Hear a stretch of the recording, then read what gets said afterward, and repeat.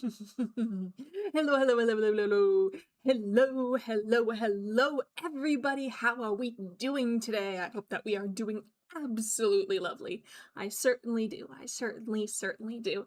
Oh, hey, Torg. Hello, Arctilus. How are you doing today? How are we doing today? Thank you for joining me on such short notice as basically always. I'm always doing this on short notice, aren't I? Oops. So what have I been up to? Is there anything exciting happening lately? I don't know for me. There's not much exciting happening for me. It's just, the usual semester prep. And also my cat has decided to take this opportunity to go absolutely feral and jump up on the counter where he knows he's not supposed to be. Mr. Kitty, do not do this. Do not do this to me, Mr. Kitty. Do I have to come get you right when I just started stream and everybody's saying hello? I have to go acquire a cat. Excuse me for a moment. This is deeply embarrassing. I'm so sorry. Oh, no, he came to me. Hello, Mr. Kitty. Why are you causing troubles at this moment in time? You are a man of mischief and prizes and danger. Getting a new therapist. First meetings next week. Oh, that's exciting. I hope that it goes well. It's always like awkward and uncomfortable the first few meetings, I think, like because you're just feeling each other out really. But I hope it's a good fit. I hope it's a good fit. I know that it can be hard to find a good fit, so I hope that you get a good one. It's good to hear. I've just been hanging out. I've just been reading books in the park mostly. That's how I've been spending my summer, reading books in the park and doing semester prep. I am completely redoing a whole bunch of work. Hey Eddie, how you doing? How you doing? I hope that you're doing well. I hope you're doing well. Just talking about how things have been going. Yeah, I've been doing a lot of work this summer. I have to rehash my entire research methods thing.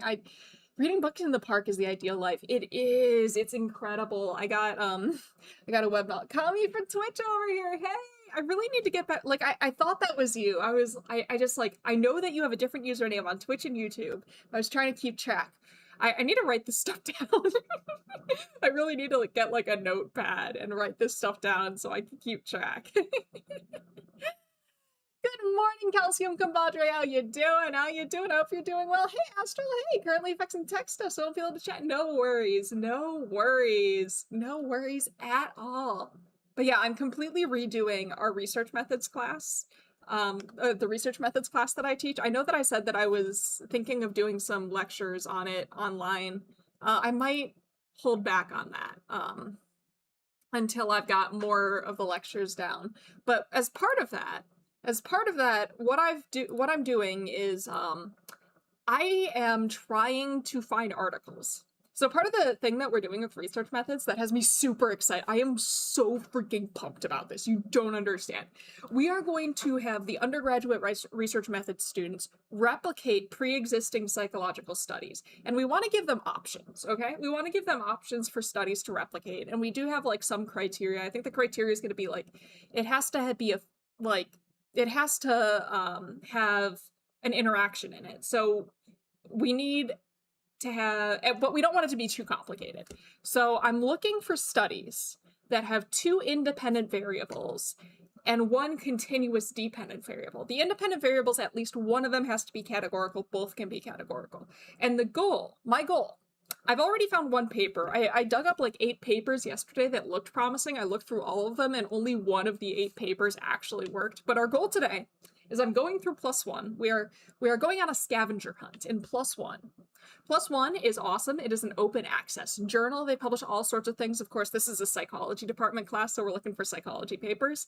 But they publish all sorts of things and they're open access, so you can read all the papers on there without paying a single dime, which is awesome, as long as you have internet access. Of course, paying for internet access. I guess you can get it from the library. I was actually going to do this work at the library today, and then it turns out that my local library is closed, and perhaps most libraries are closed because it's a national holiday in the US, and somehow it didn't occur to me that libraries might be closed.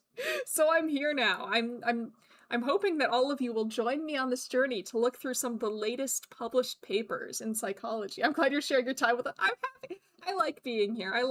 And also I'm relying on all of you to like you're all watching me, which means that I can't go and play Minecraft or whatever, or run away and go read a book in the park. I actually have to focus because you're watching me.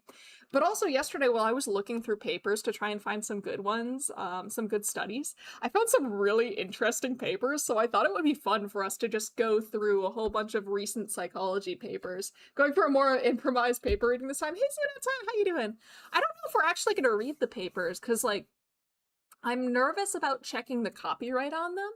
I want to make sure that I have copyright permission to show the papers on stream, and I'm pretty sure that most, perhaps even all, +1 papers do have the correct copyright permissions that I could show them on stream, but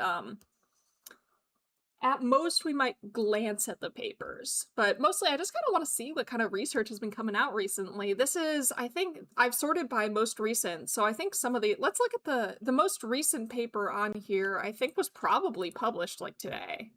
Yeah, or published yesterday, June 18th.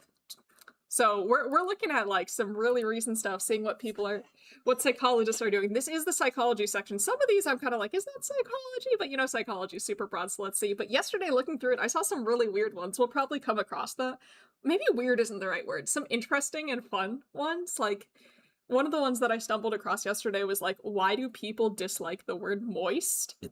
It was a whole paper dedicated to trying to figure out why people dislike the word moist and like other similar words. It was really cool. So I thought it would be fun for us to just like go through together, try and find some promising papers that I might be able to use for my undergraduate class, and also just see what kind of stuff people are up to. And if we find something interesting enough, we can skim it after I check the copyright permissions. That's kind of what I'm thinking we can do today. So we're not going to do like a full in-depth paper reading today. We're window shopping, we're browsing. Maybe we'll look a little closer if we see something that looks particularly fun. Moist is an okay word in my book. I think it's kind of fun to say, I'm not gonna lie. But like, I get why people hate it. I remember back in the day I watched a TV show, I think it was Dead Like Me, where it was a whole plot point. It was a whole plot point that one of the characters hated the word moist. My belief is that people dislike the word moist because of How I Met Your Mother made a joke about disliking the word moist. Hey Marlon, how you doing? How you doing?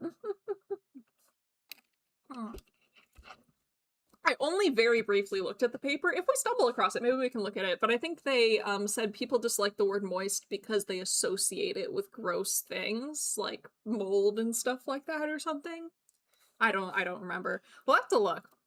But let's see. I figure I want to get started because also I do want to play Minecraft today.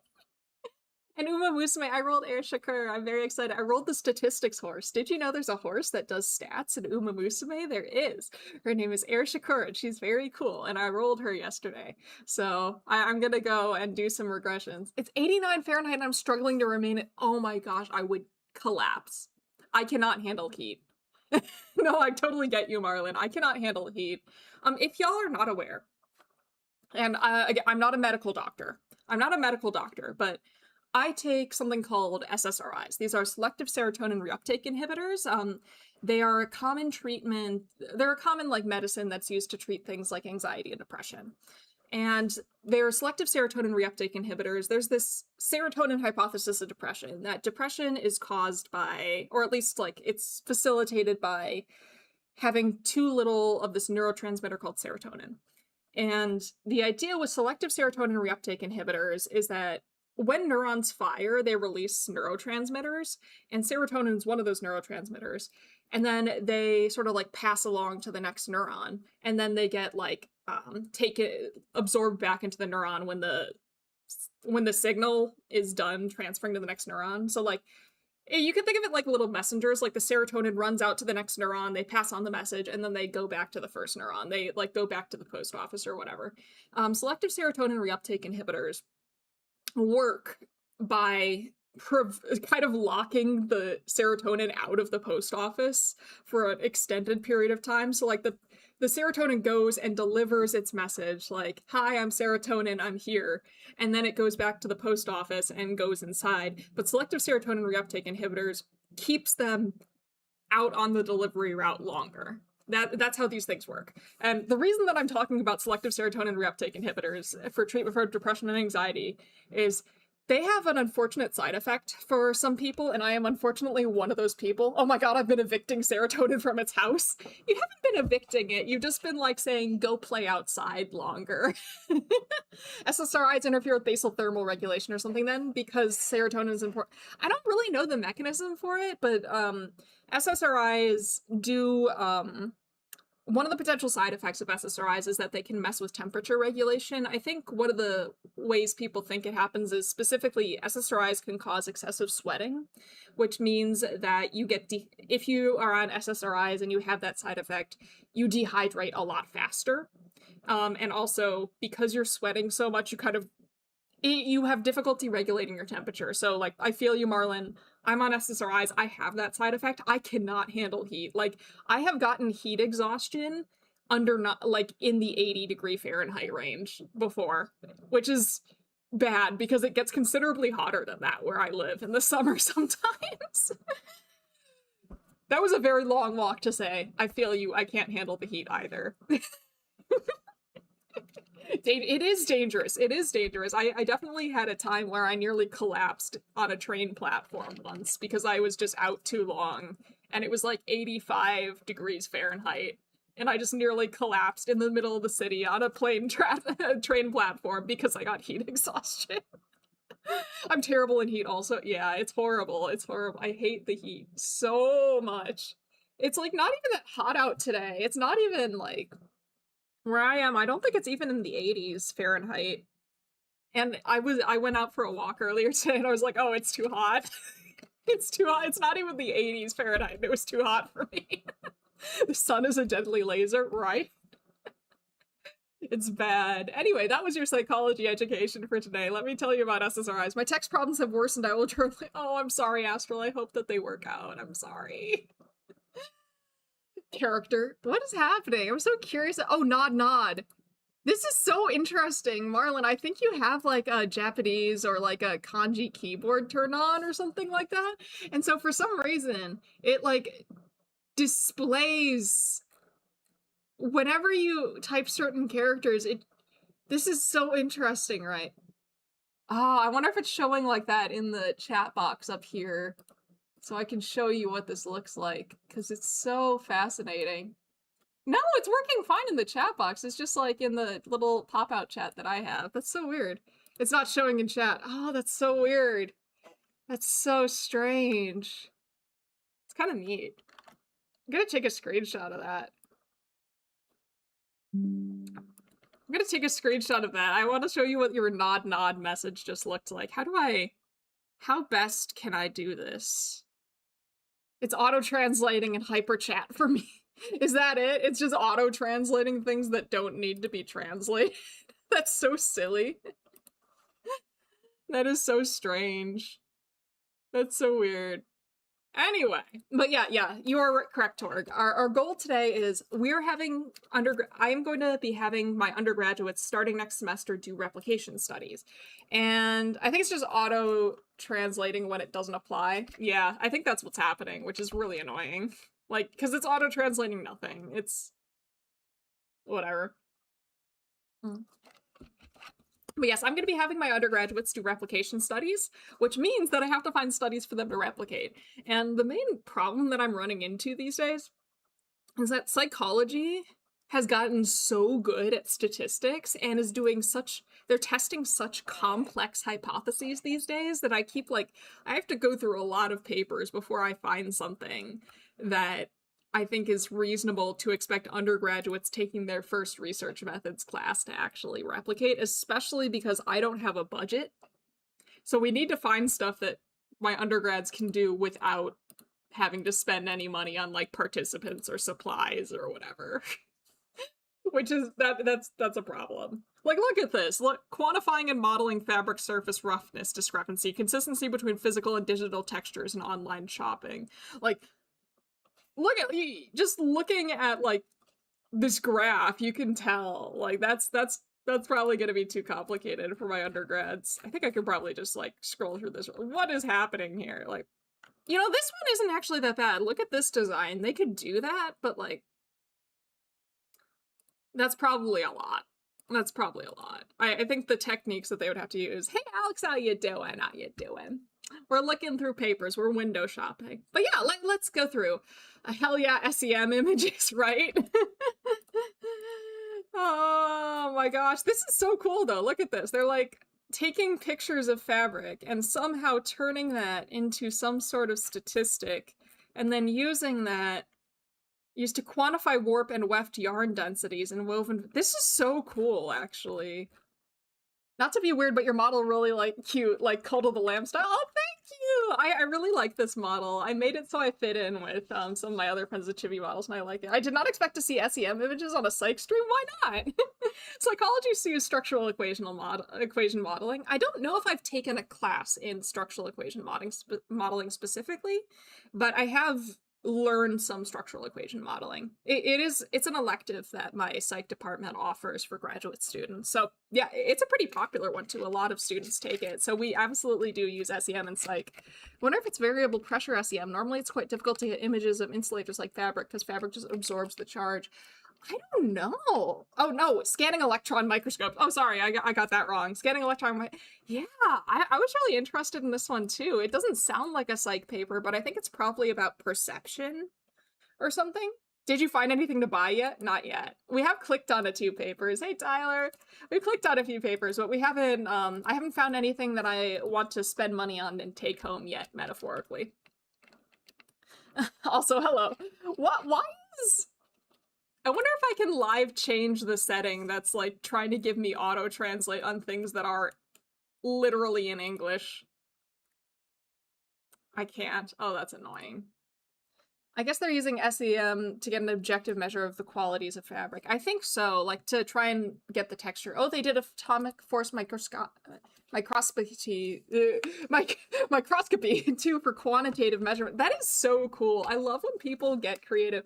Oh, by the way, the link to this page is the psychology section of +1 is in the description, and these are just the first two papers listed, so if you want to follow along and like scroll through as well, you can do that. And then they see what influences people in purchasing descriptives. That makes decisions. That makes sense. Hollow is German, at least. That's true. But it translated also hollow to so hello, which is so silly. Sometimes I wish I was OpenAI so I could get all the papers straight for free. Oh my god, I'm so mad. Oh, I know Meta used a paper that I wrote in their model with, of course, without asking me or anything like that. And it wasn't even an open access one, too. It was specifically something that you had to pay for, and somehow they got their grubby hands on it and used it to train their model, and I'm pissed. Not that I would have made any money off of it, but... All right, let's see. So the way that I'm going to be doing this is I don't want to click on every single paper. So what I'm going to do is I'm going to use, so one thing that +1 does is if papers have figures, that is images, they will show one of those images as sort of like a thumbnail. That sucks. Yeah, Elsevier moment. Yeah, it wasn't Elsevier, but it was...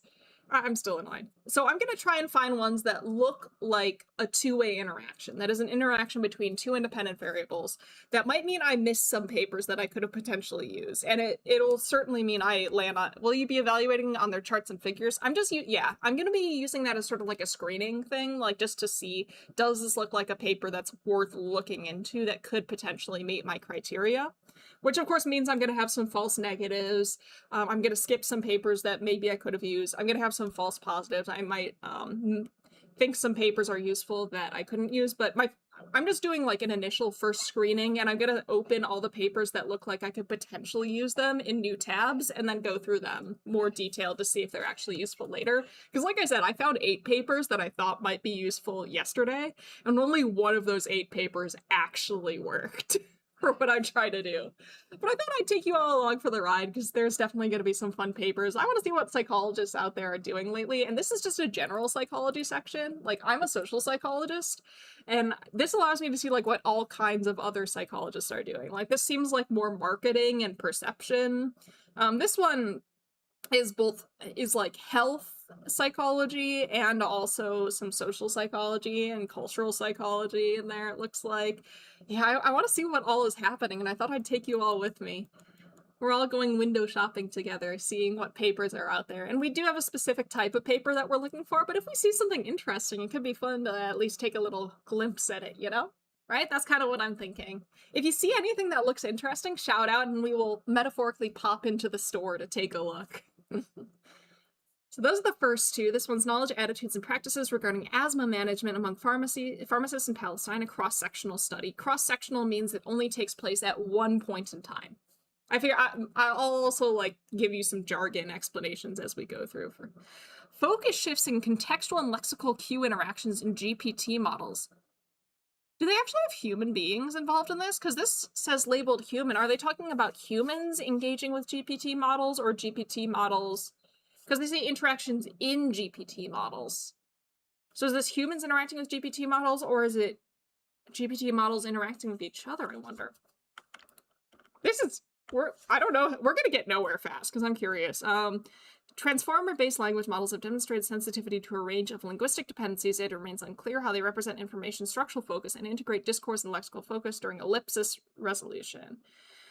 Interpretation of elliptical remnant continuations and double object constructions by manipulating contextual forces being preceding interrogatives. Interrogatives? Who versus what, and lexical focus being particle only, whose surface position was varied. Could be one of those does AI change how we talk thing. It's possible. I think this is specifically looking at the AI models. I've seen like an increase in interest in doing psychology on AI models, which is interesting to me. I have weird feelings about it because at the end of the day, AI models are trained on human language. However, we call them artificial intelligence, but there's no intelligence there. It's just a whole bunch of regressions in a trench coat, but the regressions are trained on human data. So I think I get the argument that we could treat them as predictive models for human behavior because they are, yeah, they don't have any psychology. That's kind of how I feel, Torg. Like, I don't know. I've been doing some learning on the structure of GPT models, particularly tokenization, which compresses input text into something that fits in a transformer's context space. Yeah, Marlon, I've done text analysis and I've talked a lot about like, I've looked at tokenization. There's like, you know, you can change how you do the tokens. You can have, what are they called? It's been so long since I looked at this, but you can do tokenization by word. So each individual word is a token. Yeah. Or like, and you could separate that based on like, do you care about capitalization? A lot of the models that I've looked at and that I've trained and used for analysis specifically just always put all text into lowercase, so they wouldn't recognize those two versions of strawberry as different tokens. But you could absolutely do models that do tokenize and pay attention to whether things are capitalized or not, which might make sense, especially in like with certain types of things that are like both a name and a word. In that case, you do want to differentiate between the two, right? You could also do tokens as like sets of words or phrases.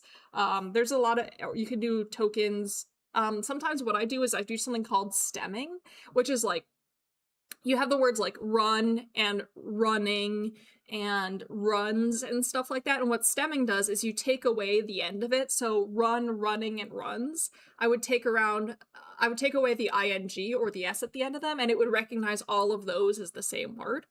I usually use that if I'm doing like dictionary analysis or something like that, where I have a list of words and then I'm trying to figure out how often they appear in text. And that way, like if I have run in my dictionary but not running, by stemming the words, then I can still count that. I feel like language models can't be treated like active beings to study. But studying them can give you insights on how we use language. I've seen some cool stuff on that front, at least, you know, time. Yeah, I think that's true. I think that you can make a better argument for using language models to study how we construct language as opposed to language models for studying how human cognition works. I have seen people arguing to use it for how human cognition works. This paper in particular, though, seems to be specifically looking at how it doesn't look like it's trying to extrapolate to humans. It looks like it's looking at specifically how these models work and then comparing them to how humans work, which I think is cool. Yeah, run and rune and runt and running. Yeah. Yeah, stemming, of course, would luckily be able to distinguish between run and rune and runt, because it only stems specific suffixes. Is suffix the word for it? I think. And you can specify what those things are, but yeah.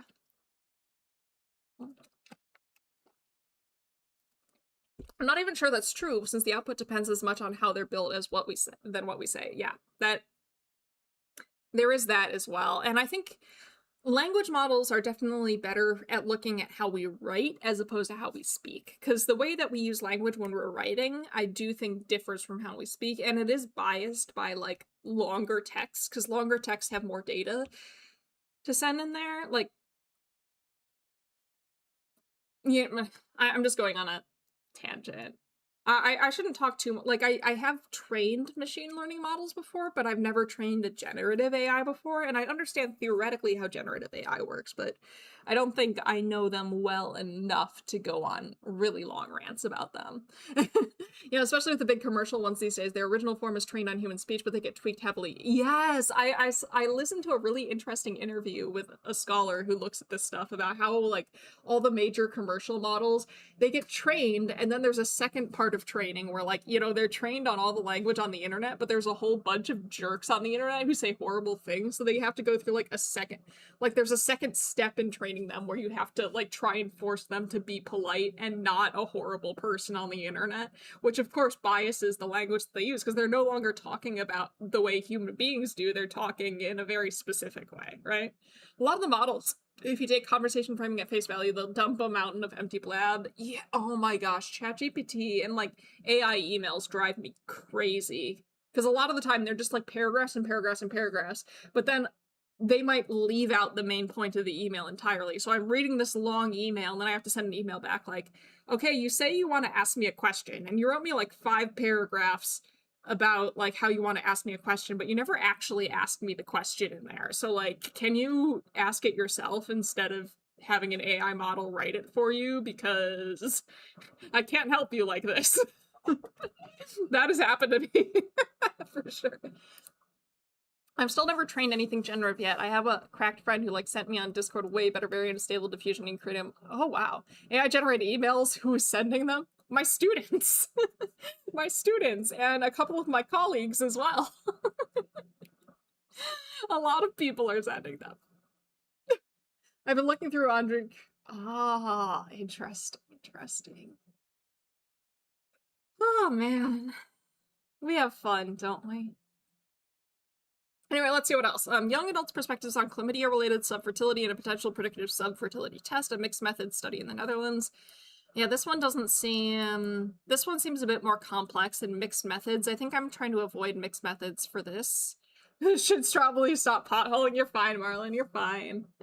But why? I sort of understand essays with deadlines and stuff, but emails, dude, come on. I think part of it's like social anxiety.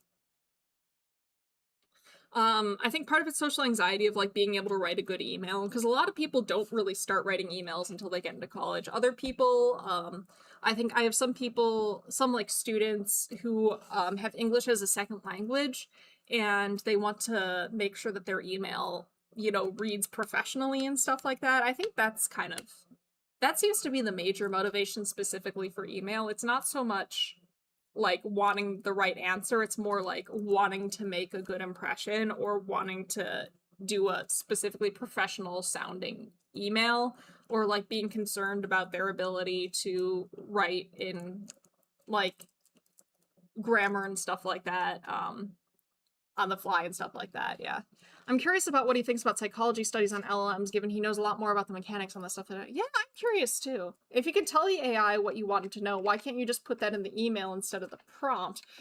Yeah, I don't know. I think I do think it's the social anxiety and stuff. I understand now and can empathize. English is missing. Yeah, I think that's a major part of it.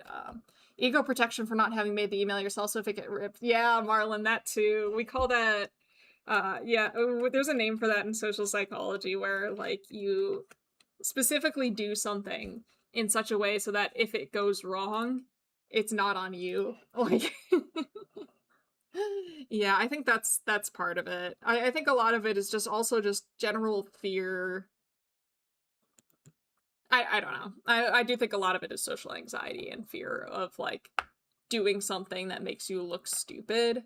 And then either you think maybe AI can do a thing, will make it sound smarter, or you think, well, if I use AI and then it goes wrong, I can just blame the AI and then I don't look stupid. sort of thing. I do think it's very ego protective. This is not going to be a very productive shopping trip if we dump on AI every time it comes up. You're right, Torg. If you send an email bad, the teacher will unleash a terrible roar and unleash a pack of wolves. I won't, I promise. Though I have had some emails where I just straight up could not understand what the student was trying to say, and that's been hard. It's like, what? Because I don't want to, like, make them feel bad, but, like, I'm like, I genuinely do not know what you're trying to say in this email. I cannot understand you. Like, and that's always uncomfortable. Like, I try my best, but anyway. Stigmatizing attitudes and misconceptions about obesity among Spanish healthcare professionals.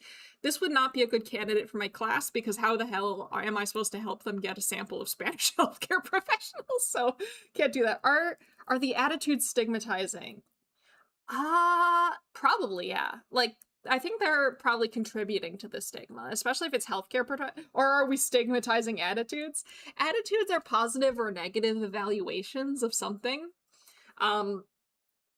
So I think you probably could stigmatize attitudes. That's getting a little bit meta, but in fact, I'm certain, Kingwin, that stigmatizing attitudes is a thing that people can do and is possible.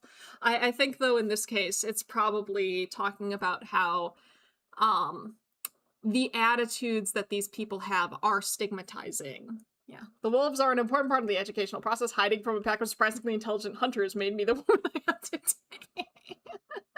Oh, Norway mentioned. Oh, yeah, here we go. Waist to height ratio identifies children with lower physical activity and reduced. I have heard that waist to height ratio is probably better than BMI. Longitudinal evidence. So I'm not going to make my students do a longitudinal study or work with primary school students. They could probably do like a conceptual replication in the US, but getting a hold of that sample would be very difficult, and ethics approval would be very difficult. Start order and medal outcomes. Analysis of apparatus finals for men's artistic gymnastics. Ooh, this sounds fun. I wonder if we could... Because, like, that's an archival study. They wouldn't have to collect the data from participants. They could go out and do archival stuff. Like, they could just go and, like, code stuff. So we've got the first half, second half, final ranking, and then... So did they start in the first half? Did they start in the second half? They're ranking in it. I'm gonna add that one to my collection. So I've added something to my cart as potentially that is a thing that I can have my students try and replicate, perhaps with maybe a different sport or maybe a different year of the Olympics or something like that, or maybe a different competition. So I'm gonna add that to my cart because it looks like, no, is that only... No, that's only one independent variable, though. It's start order. Okay, yeah, that doesn't work. Never mind. If they did, like, an extension on it, that would work, but we're starting with a replication first. Study protocol for myth methods, evaluation of structure, and medical... So this isn't a study. This is sort of like a, here's how you could run a study on this. Here's a suggested way of running a study on this particular topic. So that doesn't work because we're trying to replicate something, not doing it for the first time. The use of immersive technologies and learning about postpartum protocol for a systematic review and meta. Okay, that also doesn't work because that's a protocol. The validity and reliability of biometrically accurate photorealistic set of young adult body size scales based on 3D scans of white Europeans. That also doesn't work. They're validating a measure, so we can't use that. A deep learning-based automated solar-powered fish monitor system. Hello? Is this psychology? That's fun, though. I'm not gonna lie. We're monitoring fish? We're monitoring fish? Why are we monitoring fish? Oh no, did I lose that one? I lost it. There we go. Come back. How is this? I don't know either, but I want to find out. How is this psychology? It enables automation. It is awesome. We can cost-effective smarts utilizing custom data sets from video frames. This system utilizes neural networks for fish behavior analysis, real-time disease detection, precise feeding through auto actuators. This sounds more like engineering or computer science than psychology. I don't fully understand why this is in the psychology section.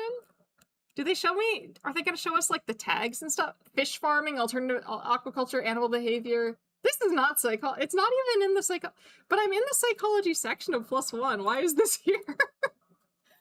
Bioengineering? Yeah, I don't know. I'm happy that I saw it though. I'm not complaining. It says it's for behavior. That makes sense, xenotime. Okay, you figured it out, xenotime. That's it. Behavioral analysis of fish, because psychology isn't limited to just humans, and behavioralism is a sort of way of attacking psychology. Yeah, behavioral studies. That's gotta be it. That's gotta be why it's in the psychology section, because it's a behavioral study. We surveyed fish in different kinds of farms, and the responses were oh no.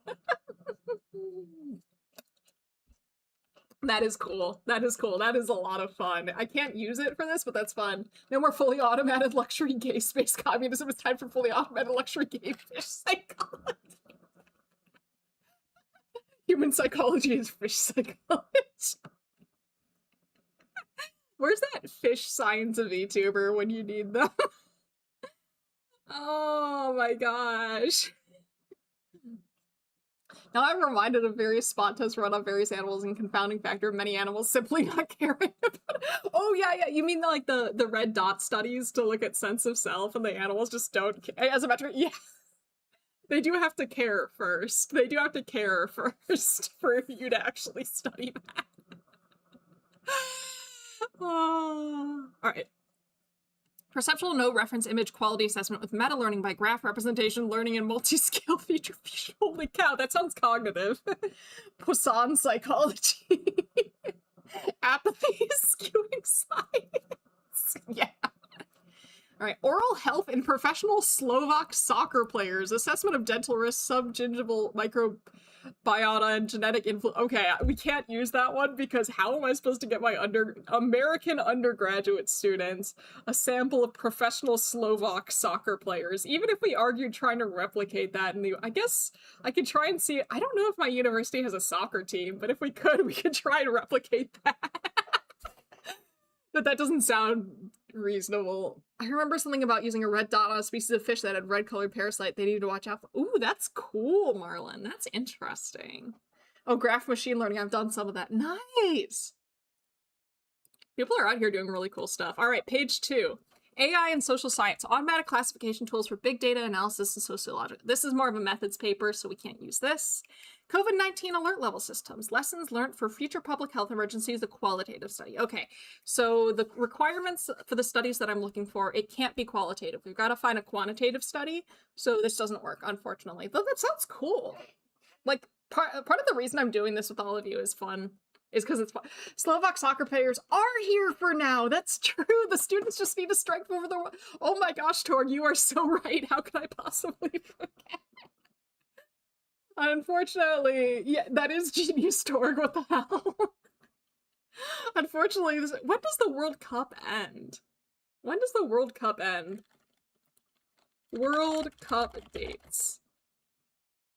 Like, I'm hoping that this can be something that we can carry forward into the, into future semesters, but for this semester, no, it looks like it ends in July, and the semester doesn't start till August, so that doesn't work. Ah, darn!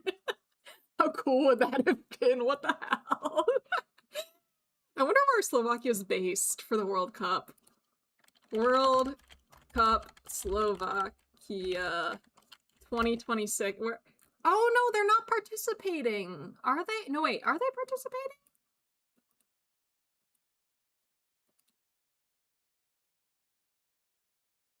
Are they participating? Oh no, Germany beat them out, so they're not participating. I think they got knocked out in the qualifiers. That's a bummer. Take care, Xenotime. Have a good day. I waved, but you can't see because I have hand tracking. What do I do? I don't have hand tracking. What am I doing with my life? All right, let's keep looking. Stupid mean German. Aww. Visual and textual cues and online presentations of natural foods are associated with taste, inference, and cognitive engagement. Okay, this one sounds fun. I don't think we can do it, but I want to look at it at least. So they're like digital environments have become drawing an elaboration likelihood model. Elaboration likelihood model is a model, it's a theory of persuasion. It's a theory in the psychology of attitudes and persuasion. Elaboration likelihood model says that there are two routes that you can take when you're trying to persuade somebody. There is the central route, and that is you're using like facts. You're directly trying to persuade them of the argument. For this one in chat, sure. So I'll send the DOI. So I'll send you the DOI link. So the central route for the elaboration likelihood model is you're actually making the argument, you're making like solid arguments. The peripheral route in elaboration likelihood model is you're not necessarily making the solid argument. This is like, the peripheral route is more like, hey, this celebrity uses this product, so you should too. Or, hey, look how cool our packaging of our product is. You should use our product. So peripheral route is more like vibe-based marketing. Central route is more fact-based arguing. And that's like the elaboration likelihood model says these are two strategies that you can use when you're doing persuasion. And attribution theory. So attribution theory is how we assign responsibility, I think, for things. So like, who do we blame or who do we praise when something good or bad happens? Perceived naturalness. So how natural the food sounds. Which one do you use, Mylan? I try, at least with sciencey stuff, I absolutely try and use the central route. Like, I try and make central route arguments for science stuff, but I've recently learned, especially for like getting your YouTube video to blow up, the peripheral route is much better. I did that graphs video and I really tried to do a clickbait title and thumbnail, and that graphs video is doing about 2 to 3 times better than my other videos usually do because I used the peripheral route in the thumbnail and the title. It seemed to have really worked. But I try and use the central route, at least to an extent, for things. But like, they're not mutually exclusive. You can use both. You can absolutely, and I think in most cases people do try and use both the central and the peripheral route. Another win for Dark Psychology. That video was a fun watch. It makes me want to make cursed graph. Thank you. I really liked it. Someday I would love to do a stream where I try and make the most cursed graph I possibly can in ggplot and R. That sounds like a lot of fun. Okay, anyway, let's keep going. Let's keep going. Optimize feature selection, 0 parameter channel attention for BillStim and RPL. Oh my god, this one's way above my head. I don't know what's going on here. That's a lot of jargon in the title. I'm scared. All right, protocol for qualitative mechanism study. Okay, we can't do qualitative. Qualitative's out, so we can't do qualitative for what I'm trying to do, so can't use that. Pharmacist knowledge, attitudes, and practices regarding probiotics and prebiotics, a cross-sectional study from Palestine. There's a lot of interesting research being done on healthcare professionals in Palestine lately, it seems. But yeah, we can't do that. By long short-term memory. That's what I remember LSTM standing for. Oh, that's cool. So this is a cognitive... Oh, here we go. Internet of Things. Oh, okay. Oh, maybe it's a lot of jargon, but like, actually, I know what these things are to an extent. The Internet of Things, routing protocol for low power and lossy networks. Chaotic Pied Kingfisher optimization. What is that? I love that name. What? Chaotic Pied Kingfisher optimization. What? For feature selection with 0 parameter channel attention bidirectional long short-term memory model for classification. This is too advanced for my undergrads, though. This would be too advanced for a lot of my grad students. This is more like comp sci stuff. Like, I'm not saying it's not psychology, because it definitely is, but it's like, this is not something my undergrads can work with. So I'm axing that. But that's interesting. That's cool. That's fun. Right? Exploring how entrepreneurship, education, and entrepreneurial mindset shapes students' entrepreneurial intention in Iranian university context. They could theoretically do a replication of this in the US, but it looks like they're using a pretty intense model for this, so I might eliminate that one from consideration for this. Chaotic Pied Kingfisher is anything but a Yu-Gi-Oh! It does sound like one, right? Intelligent automation cognitive system for accurate malaria diagnosis using digital... This doesn't sound like psychology. It could be, though. Who knows? But yeah, I don't think I can use that. Reliability and validity of Turkish version of the extended Barcelona music reward questionnaire. That sounds like a cool questionnaire. Like, I can't use it because this is just scale validate. It's translating a pre-existing scale into Turkish and then validating it to make sure it has validity and reliability when you translate. Because, you know, direct translation is oftentimes not actually possible. But a lot of machine learning stuff does seem to be bleeding into this journal. Yeah. I mean, +1 is just... +1 is basically the everything journal. Like, any discipline can go in there. I have filtered it by psychology, but it's in I bet there's a lot of papers in here that aren't actually psychology papers, but have some tags related to psychology, so they got like shunted into that filter. If that makes sense. Linguistic diversity fine-tunes the direction. Ethnofloral megadiversity and this is one of those ones where it's like, this is clearly like a biology botany paper, but I think it's like, because it's ethnobotany and linguistic diversity, I think that's probably how this ended up in the psychology area, but it's definitely not, psychology isn't like the primary focus of it, you know? Right. Healthier dietary habits are associated with lower depression and anxiety among medical students at a private university in Lima, Peru, cross-sectional. Maybe we can use this. They wouldn't be able to, of course, replicate this with medical students from Lima, Peru. That's just not realistic. But potentially, they could replicate this with just like, if we're specifically looking at the relationship between dietary habits and depression. Oh, but this is just like there's only one independent variable, so we can't use that for what I'm doing. The more cynical aspect is someone throwing as many tags as possible to get in front of potential eyes to cite them.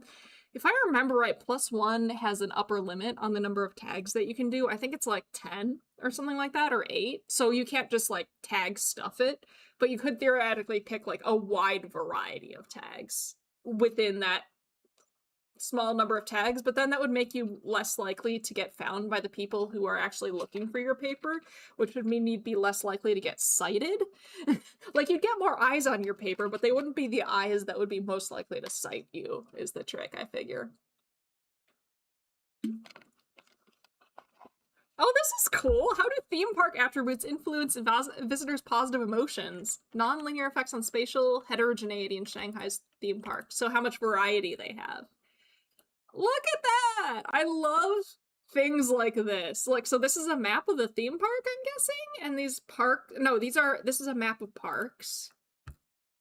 I don't think it's reasonable for me to ask my undergraduates to do this, but this is cool. I like this. This is like the kind of stuff that I really enjoy looking at. Okay, let's keep going. Analysis of status and influencing factors on knowledge, attitudes, and expectations towards assisted reproductive technology among infertile women in Lebanon. There's a lot of highly specific samples here, which is great because they're from so many places that I think there's not as much research done in, which is good. Does your area have enough theme parks to do this?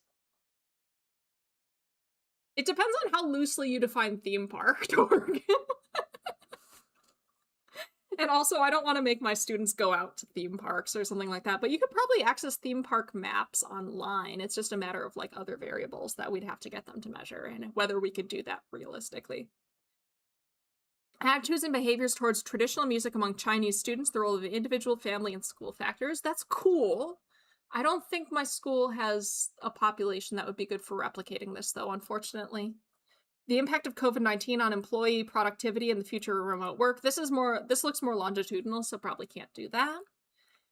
Isn't it cool what a wide variety of stuff there is, though? I love this. I love just going through papers. This is all like, I don't think I saw this yesterday when I looked, so all of this was published like very recently. Unveiling the psychological network of work alienation among nursing interns. Okay, so this is a network analysis. That's too complex for my students, but network analysis is so cool. Evaluating knowledge of stroke management among non-neurological healthcare professionals, and yeah, wouldn't be able to replicate that. A lot of these are highly specific samples, and I think they're really cool samples, but unfortunately they're things that, for my current purposes, I'm not quite looking for. It's like when you're at the grocery and you see a whole bunch of like really cool stuff, and yeah, theoretically I could put that in my cart, but I don't need that right now. That's kind of what this feels like. Behavioral determinants of continued use of Islamic fintech, the moderating role of service and system quality. Yeah, that's probably a bit more complex than I want to set my students up for. Maybe I should start going faster. I don't know. Development and validation of the screening tool for identifying elder abuse. So that's another validation one. Modeling the association between psychological capital and nurses' job performance. That's cool, but too advanced. Depression, anxiety symptoms, and associations with household characteristics in adolescent boys and girls from Madhyari district, Pakistan. Community-based. Oh, that's cool. I wonder, cross-sectional study. So what are our main variables here? Is this something we could do? Oh, this involves interviews. That's probably not realistic for an intro research methods class, huh? Comparative mediation analysis of dog and cat ownership and perceived stress. I don't... Mediation might be too advanced, though, for these students. I don't think we're getting into...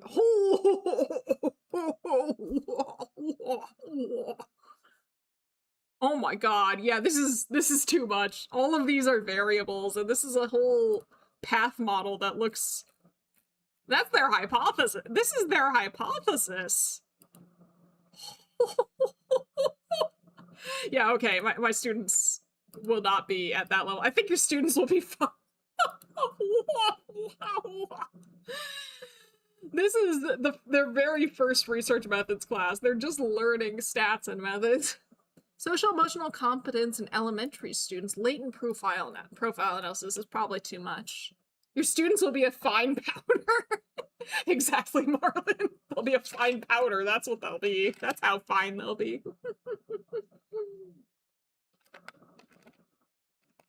We gotta be nice to them. We don't want to scare them away. We can ease them into the complicated path models. I think it being about cats and dogs will forgive some complexity. Some complexity. Not that much complexity. It'll buy some complexity, but not that much. What? A path planning approach for ship collision avoidance, integrating BRB reasoning and velocity That is cool! But too much. Addressing abortion through individual and community level determinants, evidence from southern Ethiopia. This sounds like it's probably something that would require considerably more budget than I have, which is none. Factors influencing participation of people with disabilities in digital skills training in Poland. It's probably too small of a population for my students to get a good sample. Though maybe they could. Like if I get the right connections, maybe we can pull that off. Though the trick is Poland and digital skills training, so probably not. There's another validating something. Oh, this is looking at university dropout rates. That's cool. Probably couldn't do it, but it's neat. Implementing a patient-owned pole walking intervention in retirement homes. Non-randomized feasibility trial. Yeah, couldn't do that either. Cool, though. Authoritarian attitudes and perceived scientific legitimacy of anthroposophic medicine? What is it? Oh, is that just alternative medicine? Prevalence, usage, and perceived scientific legitimacy of anthroposophic medicine, a prominent form of complementary and alternative medicine. It further explores associations with socioeconomic psychological factors, with particular attention to authoritarian orientation and low ambiguity tolerance. Cross-sectional online survey. All right, what kind of... You've got to pole walk before you can pole dance, apparently. Yeah, this is probably... These are frequencies. I love this. Love it. I love maps. Okay, yeah, this is probably too much.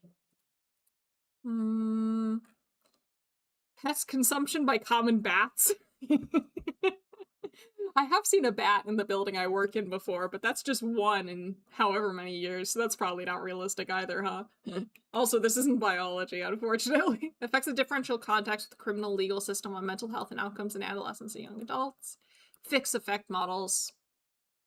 Maybe a bit too much. Also finding anthroposophy is a spiritual new religious movement that was founded in the earliest 20th century by esotericist Rudolf Steiner. Interesting. That's cool. That's fun. They would probably struggle to find a good sample size. Oh yeah, why don't you marry the maps? Huh. Now there's a thought. I don't know if that's legal where I live. In this, the month of Pride, the law is preventing me from marrying that which I love? Maps? Pest consumption by undergrads with diverse meal. Oh my gosh. Designing the syllabus for the AP. Oh, yeah, no. Perceiving sexual harassment. Employees perception. No. Understanding factors influencing. No. Persistent symptoms, cognitive impairment, and clinical predictors of long Yeah, no, that's too much. Carbon reduction advertising investments and partially centered. No. Student-teacher agreement on personality traits and social competencies during early adolescence. I mean, that's cool, but it's longitudinal, which probably. The frogs in your class would love that. Yeah, I don't know how many frogs I have in my class. There's always a few, usually in the form of stuffed animals hanging off of backpacks, but I haven't seen the kind of frogs that require food for sustenance, which is kind of sad. Maybe it's for the best. Our university has strict rules on what type of animals can be allowed in the classroom. We can only allow service animals in the classroom, and service animals are limited to dogs, cats, and miniature horses. I have yet to see somebody bring a miniature horse into the classroom, but I am living for that day. Living for the day I see a miniature horse in my classroom. Service frog. Frogs are unfortunately not on the list, last I checked. Safe post-auction piano rhythm training of yeah, but we need a piano. I don't have piano in the budget. I actually do. I think I do know somebody in the psychology department who I could borrow a piano from for my students. You'll see Genghis Khan descend and student up. Oh, I'm sure I will. Understanding participants' experience of behavior change intervention with... Nah, that's my... Horse lobby strike. Oh my gosh, you're right. Horses. Horses everywhere. I want to see a miniature service horse in my classroom before I retire. Is that too much to ask? Perhaps. Perhaps.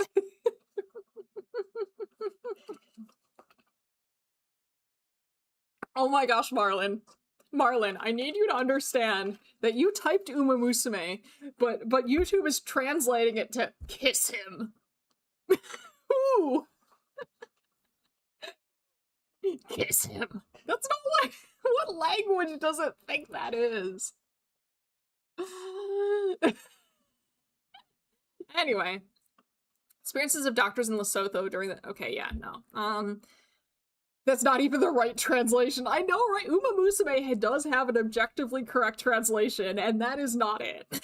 Not even remotely. It might have... The YouTube getting zesty. Yeah, YouTube, that is sexual harassment, I will have you know. Two-stage system framework for colds. Nah, no. Markov modeling in R? Nice, nice, but not what we're like... I think I need to go faster. I need to, like, start just not reading every title and just looking for things. Okay, so this looks promising. Sensing nature in the city, the role of sight and sound in restorative tropical urban green spaces. Yeah. Checking Google Translate seems to be thinking it's Rundi. I've never heard of Rundi. Excuse me, I'm going on another... What a Bantu language and national language of Burundi. Cool!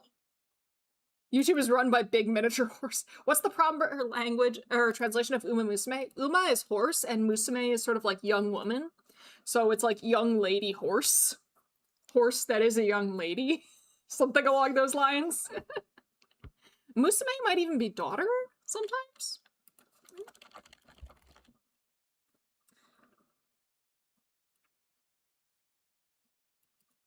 Yeah, it's like horse girl, horse daughter, something like that. Yeah, daughter, yeah. I need to brush up on my Japanese, clearly. Horse daughter, horse girl, horse daughter. Something along those lines. It's definitely not kiss him. At least in Japanese. Research on optimization of train routing problem for railway hubs. Does that mean horse girl? Like actual question? Yeah, horse girl. Uma Musume, horse girl. Yeah. It is exactly what it says on the tin. They named it very intuitively.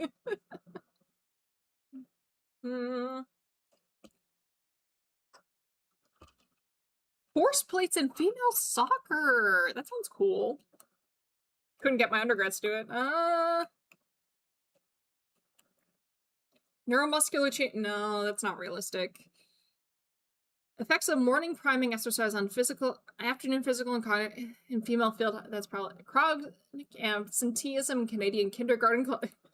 Man, maybe I should like try and type just 2 by 2 or something. I do want at least one study where one of the independent variables or predictor variables is continuous, though. That's the trick. Motherhood choice and multiple sclerosis. No, that's too specific. Couldn't get that sample.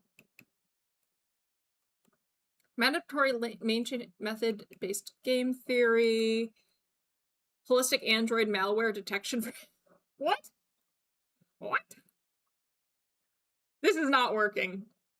We need to narrow this down more. We need to narrow this down much more. Did someone say game theory? Hello! Hello, Professor Hedgehog. Hello, Professor Hedgehog. How you doing? We are looking for papers that I can have my undergrads replicate, and I am struggling. We found one possible candidate in 9 pages. Maybe... Do I need to find... Here, let's... experimental psychology. Let's try this. Experimental psychology. That looks like a more promising way to fill effects of stimuli. Eye tracking. I don't have the budget to get my undergrads to do eye tracking.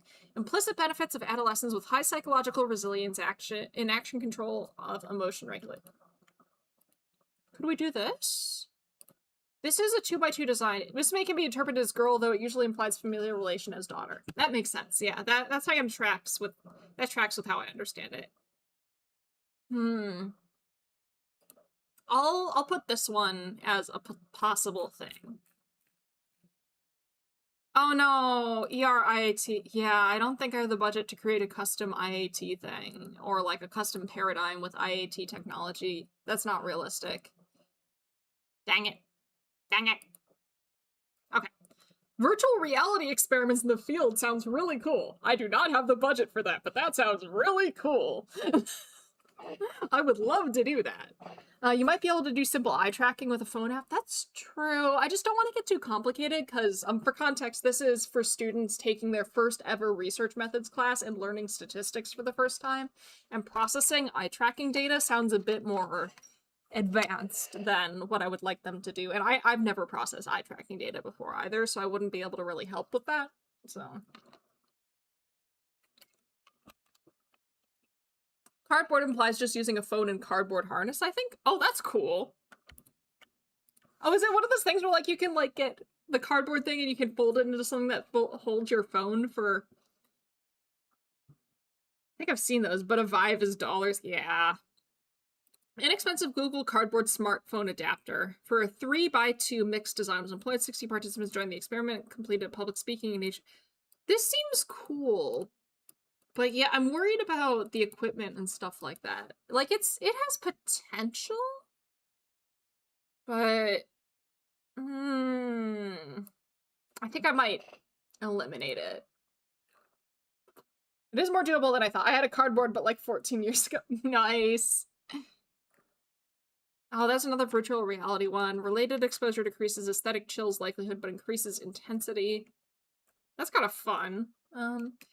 Impact of offensive reward rules on young basketball players' performance during small-sided symmetrical choices and biased confidence during uncertain personality trait judgments. Could we do this? You need lenses so your eyes can focus that close, though I'm myopic. Yeah. Oh, yeah, no, I don't want to do something like this that involves this sort of millisecond flashing-y stuff. Virtual interactions of avatar agents? Ooh, what? Oh! On the joint, what's the joint Simon effect? The aesthetic one looked reasonable. Which one's the aesthetic one? Oh, aesthetic chills likelihood, but yeah, let's look at that. I'm worried. It looks like it might have some random slopes going on there. We're looking for something that we can do with a regression with just 2 predictor variables and an outcome variable.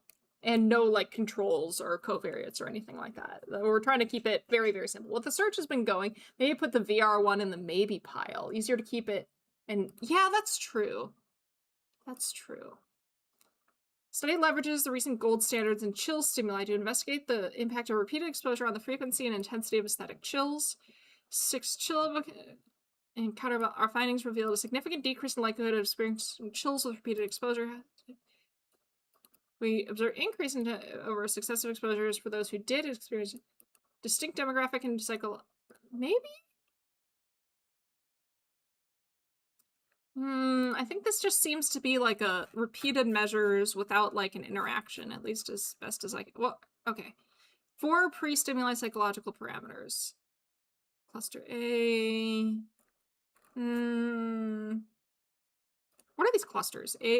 Valence, arousal, tension. Okay, so this isn't...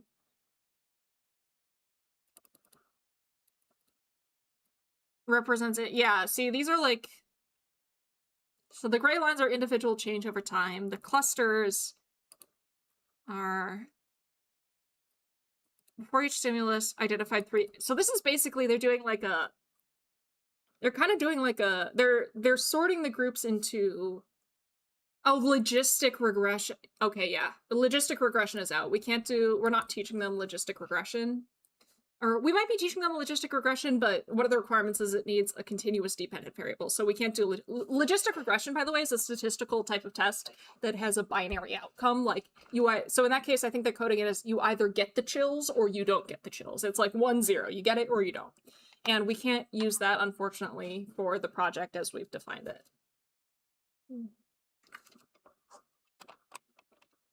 Simon effect refers to inhibitory responses to spatially competing stimuli during complementary. You could substitute a linear probability model without changing much. Yeah, our goal, though, is to do an exact replication. That's the trick. Wait, what was the one that we wanted to save? Oh, yeah, the virtual reality one. We'll save this one up here. The effects of sport-specific training on individuals' action strategies. Well, yeah, no. Syncing online and methodological and movement synchronicity. Okay, this one, I've seen research on synchronicity. It requires some pretty complex stats that we're probably not teaching them. N heuristic. Effect size, not sample size, predicts replicability of psychological science. That makes sense. That's cool. Is a Simon effect where like two people try and hold the door open for each other? I don't think that's it, Marlon, but I like that. I think that's... it's like when there's two things happening at once, or like there's two different things that you could be paying attention to, and one of them kind of just like, and then they freeze in place seeing, maybe it's a bit like that. That might, I don't understand it well enough to say, but that sounds like it could potentially be a good metaphor for what's going on there. I don't know. I'd have to look into it more.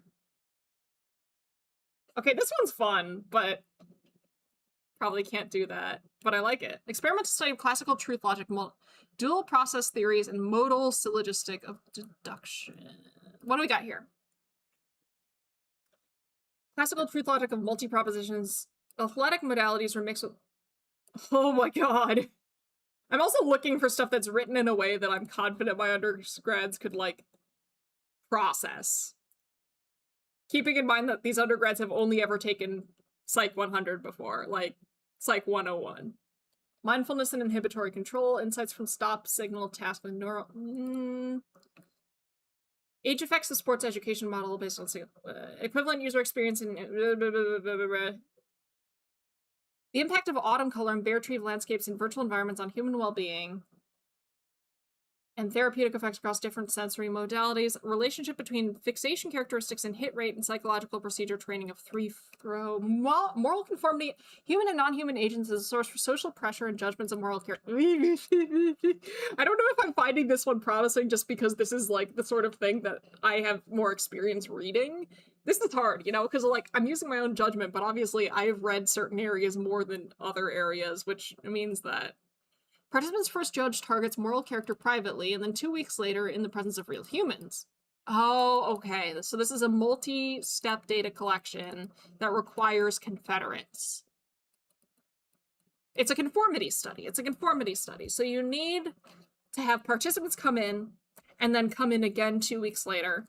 And you also need people to pretend to be additional participants to provide social pressure. So that like, it's doable, but I feel like that's a bit more complicated. I'll put that in the sort of potential thing. Psychological disciplines through self-identification on Google Scholar. Yeah, no, that's too much. Revisiting ownership effect on adults with and without autism. I wonder if they could get a good sample of people with autism to do. Knows the chemical makeup of Marl, that is my favorite comic. That's my favorite XKCD. It's so good. That's exactly how I feel right now. I'm like, oh yes, well clearly the average person knows about moral licensing and blah, blah, blah, blah, blah, blah, blah. It's Confederate. Where do you even find Confederates in this day and age? Oh man. So, if you're unaware, when we use the term Confederates in psychological research, what we mean is we are having people who are in on the study. It's like a member of the research team who's pretending to be a participant. That's what a Confederate is. Confederate is like they're acting. They're pretending to be a participant, but really they're in on the study. And I remember once I was teaching about what a Confederate was in a class, and one of my students said, "I don't like you using the term Confederate for that. Can you use a different word? Like, use a different word for this concept." And I'm like, I'm sorry, that's the word. That's the word. It is my job to teach you the language that we use in research design. Could I come up with a different word to refer to it? Yes. Would anyone else know what you mean if you use a different word? No. Accomplices, yeah. Accomplices would probably be a better word. Or like a word that more people would be comfortable with, but at the same time, it's like, that's just not the word that we use. And if you said if you described like we had 3 accomplices, I guess people could probably figure out what you meant, but it's just not like how we talk about this stuff. So like I feel like it would be irresponsible of me to use language to teach a concept that nobody else uses, you know? Like, but I could probably say like Confederate, that is the accomplice. Like, if I do it like that, I think that's probably fine. But I wouldn't just switch to using accomplices entirely, because I want to make sure that they know that this is I'm being silly to be clear. No, I'm doing that thing again where somebody's silly, and then I start, like, taking it seriously as just, like, a thought experiment. This is a bad habit of mine. Somebody will say something silly, and I know that you're being silly. But then I'll just, like, pretend, like, I'll just keep going with it. I'll roll with it. As like well, what if?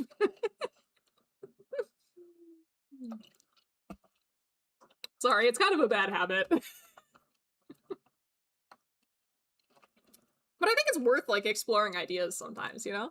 This is why you're a good teacher, but an easily distracted streamer. I'm much better at staying on task while I'm teaching most of the time. Most of the time. But I can get taken off. I'm better though, like, cause streams, there's no set time for, like, there isn't like oh, well, we only have until like 4 p.m. for the stream, you know? Like, there's rarely a set amount of time, so I feel more comfortable going on tangents. In classes, though, it's like, this class is gonna end. If LLMs have human-like attributes, then so does Age of Empires 2, is the title of Adrian de Winter's paper showing it. I love that. I love when people have fun with titles. Like, I get why people get annoyed by silly titles, because it's harder to find the title that you're, like, to understand what the paper's about, but I think as long as it's understandable, we should have fun. Like, it's fine to have fun with the title. It's fine to get cute, is my personal opinion. Others will disagree. They might worry that maybe people won't take the science as serious if it has a silly title, but I think it's fine. I like it when people have fun. De Winter built an LLM with Age of Empires 2 using goats. The point of the paper is to formally show that we anthropomorphize too readily. We totally do. We totally do. Stealing my titles right now? Hell yeah.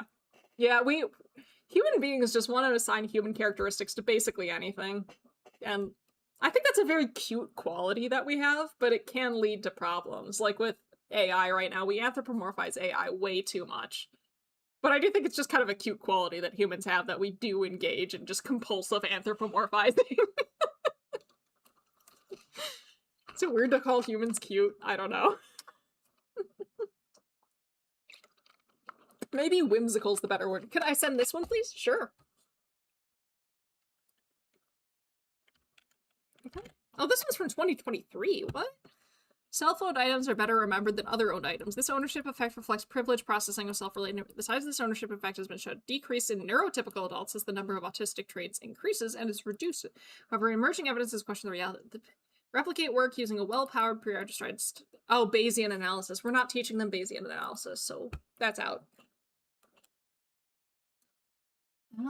Hotels re-explored experience and influence, reciprocity, and social normative appeals. I'm on your side. Humans are cute. Hell yeah, they are. Hell yeah, they are. I wonder if this is that one, there's that famous paper on using social norms to influence, whether you ask for fresh towels at hotels. Participants report lower psychological reactance levels after learning the hoteling. No statistically significant. Actually, that would be a good paper for no, because how are my students supposed to get access to, like, a hotel to run that experiment? Yeah, no. Darn. Meat consumption, though. Maybe study 2. Results first showed stronger obligatory and pro-social motivation for all 3 compared to standard appeal. No statistically significant results were found for either reactance or skepticism. Reactance is like that reverse psychology thing. Like, you tell somebody to do something, now they want to do something else. That's reactance. Finally, after learning that the hotel made a financial contribution to environmental... Okay, yeah, no. No, I don't think this is realistic for students, like, based on the sampling. Ooh, humans are such a whimsical great ape. It's true! It's true. Whimsy makes the world go round. Whimsy is great. Effects of various sitting and standing postures on arousal and valence. Arousal as in, like, how awake your brain is, kind of. I don't know how else to describe it. How hyped up you are. No, but this one has 2 continuous independent variables. We are great apes. The great apes. Let's see. Bias in taxonomy. Yeah. The analysis of p-hacking in organizational research. Compatibility effects of destination, origin of motion. Should talk about p-hacking sometime. National pride and tax compliance. How many of my students pay taxes, I wonder? Beyond prosociality, recalling many types of moral produces positive emotion.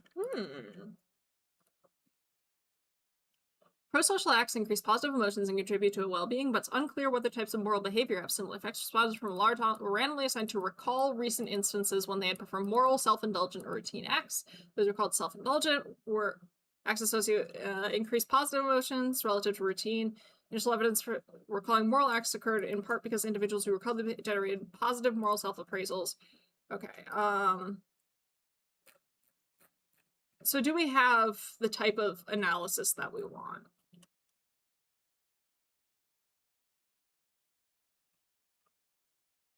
Show me here. Actually, just okay. Analyses.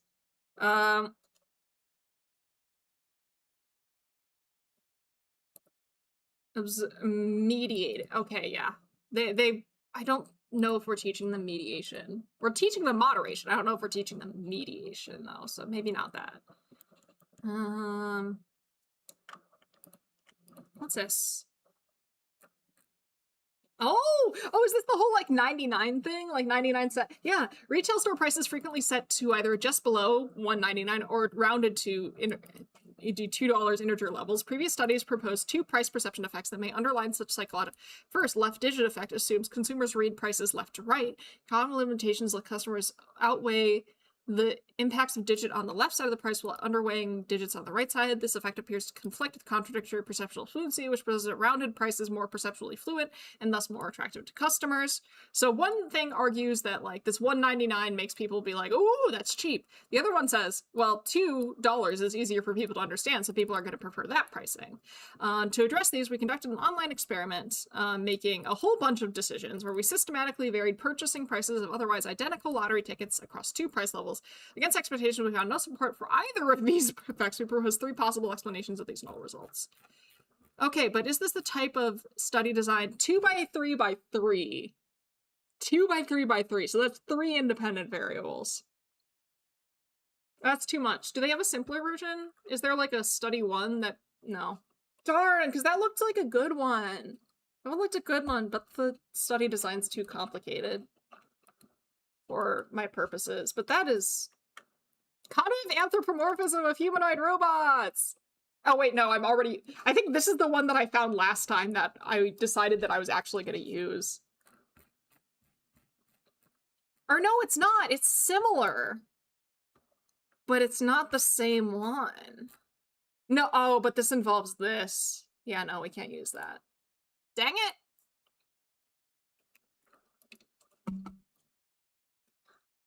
Sample size. Oh my gosh. We're doing our best. Effects of experimental situation on group cooperation and individual performance, comparing laboratory and online experiments. From single decisions to sequential... Oh, this is one of the ones I looked at yesterday. Do conspiracy theories efficiently signal coalition membership in experimental tests using the who said what design? I think I eliminated that for some reason. Memory advantage for untrustworthy faces. Word learning in the field. Adapting a laboratory-based test for... That's more advanced statistically. Hidden side of animal cognition. Scientists' attitudes are bias, replicability in scientific practice. That's too specific of a sample. Hyper-altruistic behavior vanishes. Why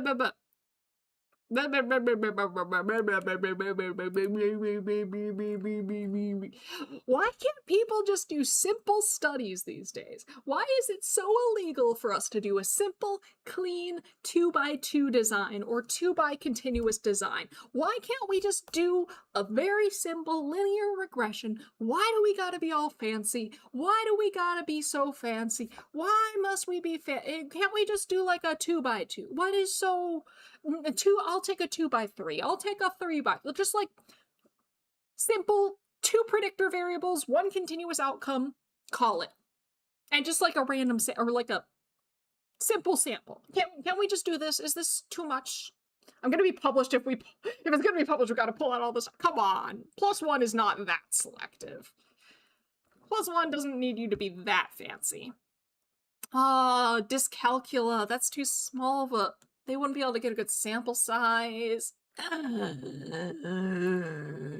world is cruel. How does a partner's motive, perceptual holistic color combination of analysis in butterflies as aesthetic objects? Aesthetic objects. So that's people perceiving butterflies. Look at all the butterflies. Look at all the pretty butterflies. I really like 113, 87, 106, 75. Those are all... the 69 butterflies. The 71. There's so many pretty butterflies. Okay. Someone should study if the number of variables in studies has increased over time.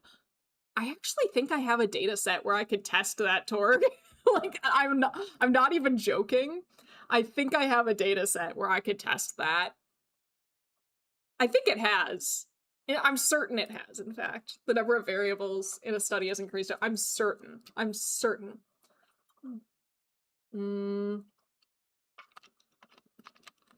Butterfly 71 is a secret treat butterfly only for your eyes. I know, because I'm secret and hidden. Here. There's Butterfly 71. Butterfly 71. Now you can see Butterfly 71. Bumblefly. 42 looks like the Zelda fairy. It kind of does. It's so pretty. Unfortunately, the methods on this one and the statistics on this one are a bit too advanced for my students, but... Hey, listen! Oh, come on! Let me read Marlin's posts without the weird translation. But yeah, unfortunately this doesn't work, but those are pretty. It's pretty. Mobile eye tracking insight.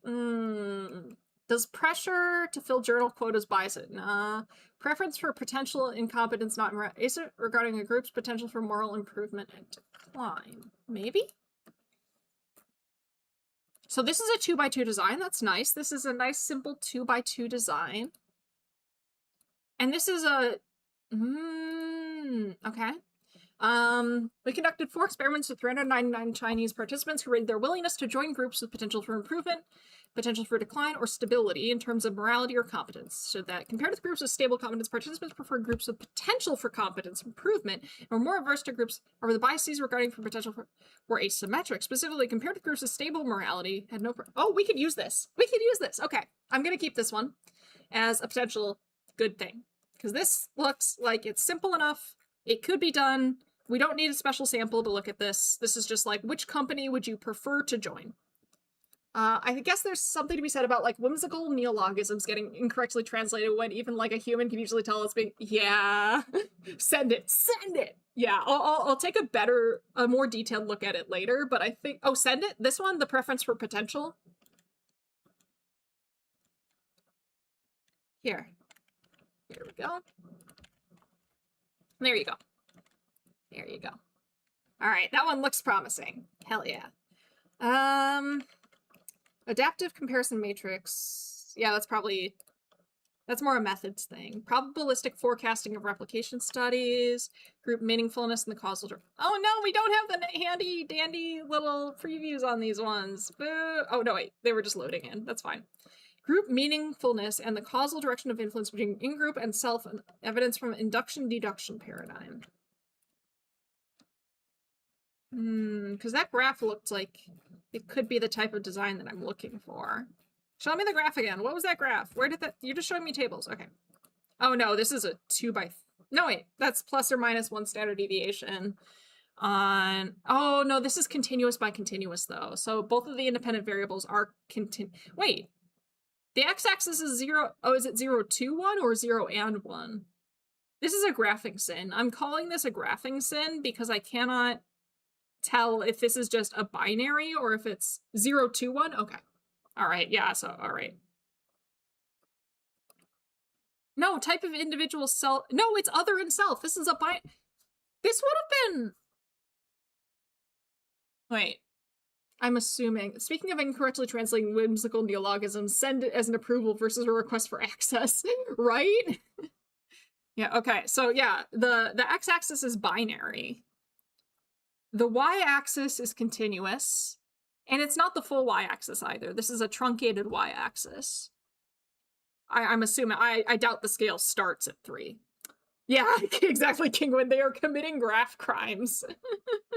They're committing graph crimes, and then if it's binary, why a line graph? Exactly! Exactly, they're committing graph crimes. This is that crime of putting in a trend line when this is binary. This is a nominal variable. I could have put self on the left and other on the right, and it would have completely reversed the slopes, but it would have been exactly the same result with exactly the same data. It would have just looked like the opposite result. That is a graph crime. They're committing graph crimes. Does a slope make sense for a binary independent variable? No. You might be able to argue that a slope would make sense for a binary independent variable if the binary independent variable is like empty versus full, or like if it's an ordinal variable where there is a specific order where things increase. Like if this was nobody and then somebody, or like none and all, or like lower and higher, I think you could make an argument for a line. So if it's ordinal, if there is a specific order, you could. But since this is nominal, there's no inherent order to other versus self. I do not think you can make an argument for having lines here. Please place a punishment on the chart makers. I don't remember. What punishment did I have for, like, using a... Was it I curse you to live a non-linear existence or something like that for using trend lines when there isn't actually a trend? I curse them to live a non-linear existence. Congratulations on existing out of time and space. Yeah, okay. That's a cursed graph. We're not using that. I'm shielding my students from the harsh reality of bad graphing practice. Connecting dimensions of closeness and theories of personal identity. Spelling performance on web and in the lab. What is this? I don't think we can use this, but what is this? Several dictionary websites are available for the web to access. During 9 years, we systematically recorded all the entered letter sequences from a French... What is this? Large-scale database of spelling errors that can inform psychological theories about spelling practice. That is fascinating. Thank you for protecting us, Ed, or them. I didn't protect you. I showed it to you. Dante will need to update his guide. Yeah, I already need to create, like, a sequel to that video. Let's see. Psychological and physiological effects of applying self-control to the mobile phone. That's a lot of measurements. Wonder. Empathic concern and personal distress depend on situational but not dispositional factors. Could I use this? I'm using graphs as a proxy for study design, which is maybe not the best way to do this. Rates of keyboard key failure. Oh my gosh, Marlon, if you knew my record, it's funny. People can now recognize that, oh yeah, redo the science hell you did with 5, but it's just data visualization. I kind of tried to do that with the graph video, but that would be fun. Okay, type of pain, personal distress, empathic. So this is 2 different dependent variables. So that's not 2 different independent variables, so can't use that. But yeah, my keyboard failure is terrible. Right now, my laptop keyboard has a broken F and W key as well as control. Yeah, Marlon, my laptop keyboard has a broken 8, a broken I, and the O key is kind of sketchy. Yeah, me too, Marlon, me too. So I have an external keyboard as well. Effectiveness of internet-based instruments side toolkit, a comparison between web-based and lab-based E-prime. Okay, so that's a methods thing. E-prime is, you know those diagrams we've been seeing of like, you show this image for like 500 milliseconds, and then this image, and this image, and this image? E-prime is one of the tools that you can use to do that. What do you do to them? I just type really assertively, I guess. I don't know. I don't know. Well, with that one, the reason my laptop keyboard broke like that was because the keys kept getting stuck. And I was like, oh, they must have something under them. So I pry off the keycap, and then I clean under them and stick it back on. And then that worked fine, but I think I did it one too many times, or like I screwed up how I was doing it once or twice. Though I think the keys were already kind of in rough shape by then. I don't know if it was they were sticking because like there was like dust under the keycaps, or if it was like some other reason. I don't know. I mutilated my keyboard, I'm sorry. Oops. Trait proactivity moderates effective causes and consequences of proactive behavior. Can I do this one? Not sure what's breaking my laptop's keyboard, but I might need to look at the ribbon cable. All right, so this is a 2x3 design. 2x3 design. How do they do this? Oh, pretest. So this involves a pretest, which means this is a 2 time point study. That seems like that is a chance to be more complicated, so let's leave that aside. I think we're only setting aside 1 day for data collection, so doing something that's like longitudinal in nature, has like a pretest several days or weeks or months before the post-test isn't realistic. This one's young children. Not realistic to get a sample of young children for this. Gender and the effect of temperature on cognitive performance. Oh, I mean, this isn't realistic to do, but this is an interesting one. Performance in math, verbal, and reflection tests. And find that the effects of temperature vary significantly across men and women. At higher temperatures, women perform better on math and verbal, while the reverse is observed for men. The increase in female performances in response to higher temperature is significantly larger and more precisely estimated than the corresponding decrease in male. In contrast, math and verbal tests, temperature has no impact on cognitive reflection of either gender. Our findings suggest that gender-mixed workplaces may be able to increase productivity by setting the thermostat higher than current standards. What? Make your offices warmer, increase performance, raise the number on your thermostat, save money on air conditioning, and be more productive. What the hell? Oh, that's fun. I mean, no, please no, I will melt. Sorry. I'm just the messenger. Studies made by demons from they like this because unfortunately, controlling the thermostat in my building, in the psychology building, is not realistic. So we can't do that, but that's fun. That would be a fun one to replicate if it was realistic. Conveniently dependent or naively overconfident. Experimental study on the reaction to external help. Two-phase. Men treated with external help in the first phase tend to choose more difficult options and... Okay, yeah, no. Can't do that. Because that's a 2-parter. Effective trial repetition and problem size and consistency of decision-making. I wish you could put on clothes to help with high temperatures. I agree, Marlon. That would be so nice. I guess you kind of can. Like, you could put on really baggy clothes to trap air between you and put a buffer between your skin and the hot air. Yeah, cooling pack vests, things like that. Like the fans that you can hook around your neck.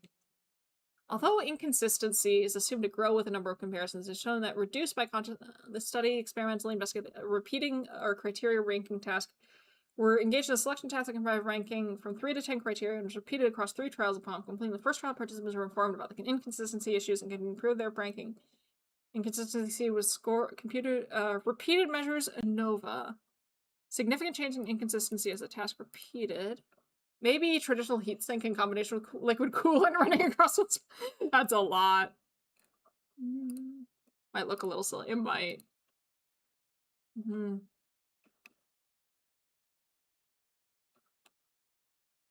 Physiospatial, exactly. I feel like my brain's turning to mush. My brain is turning to mush. I'm not doing a good job anymore.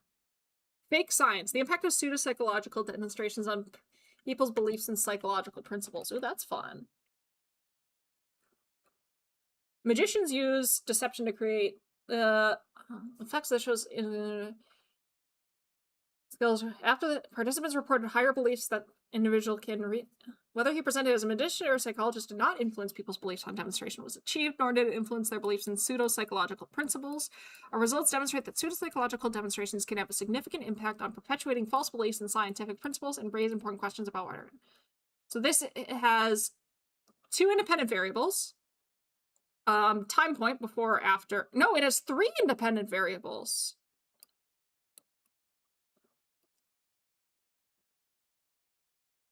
Or no, these are just three different versions of the dependent variable. So potentially if we say just stick to one version. So it's okay. You have a between subjects variable, which is it's framed as magic or it's framed as psychology. You measure their belief in these pseudoscience things. Then they have this demonstration that's either framed as magic or psychology. Okay, this is doable. This is very doable. And I think this might be a fun one for the students as well. You'd have to have I think to make it work really consistently, you'd need like a confederate to play the volunteer. But yeah, this one is absolutely doable. So let's keep that one in the tank as something that we could potentially do.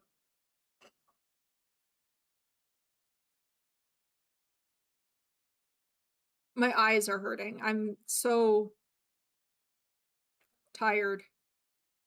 Trait anxiety impairs cognitive flexibility when overcoming a task requiring response and a pre-existing bias. That feels like only giving or a sense of agency when giving or receiving command. Oh, no, that's another one of the... Take a break if you need it. I might need to take a break. What should we do? What should we do for a break?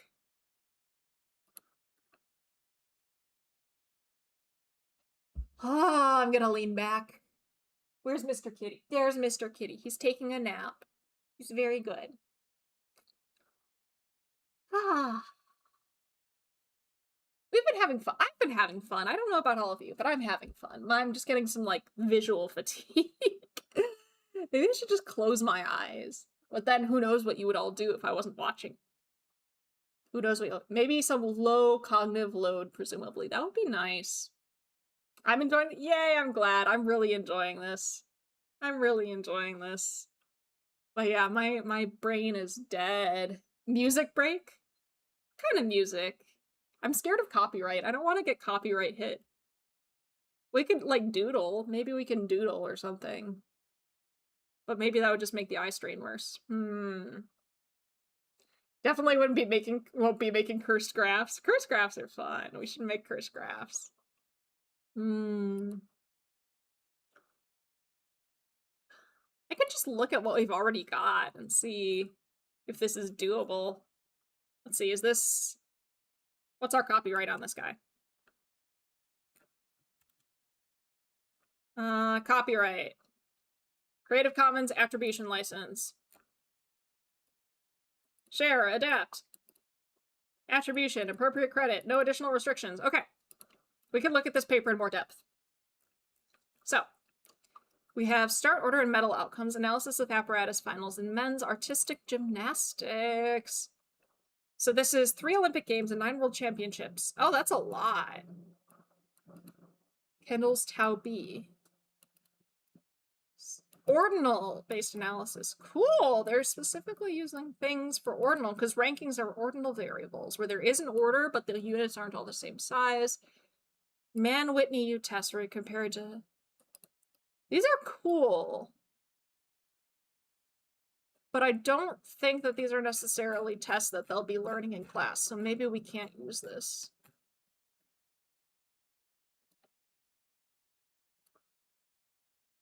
Boo!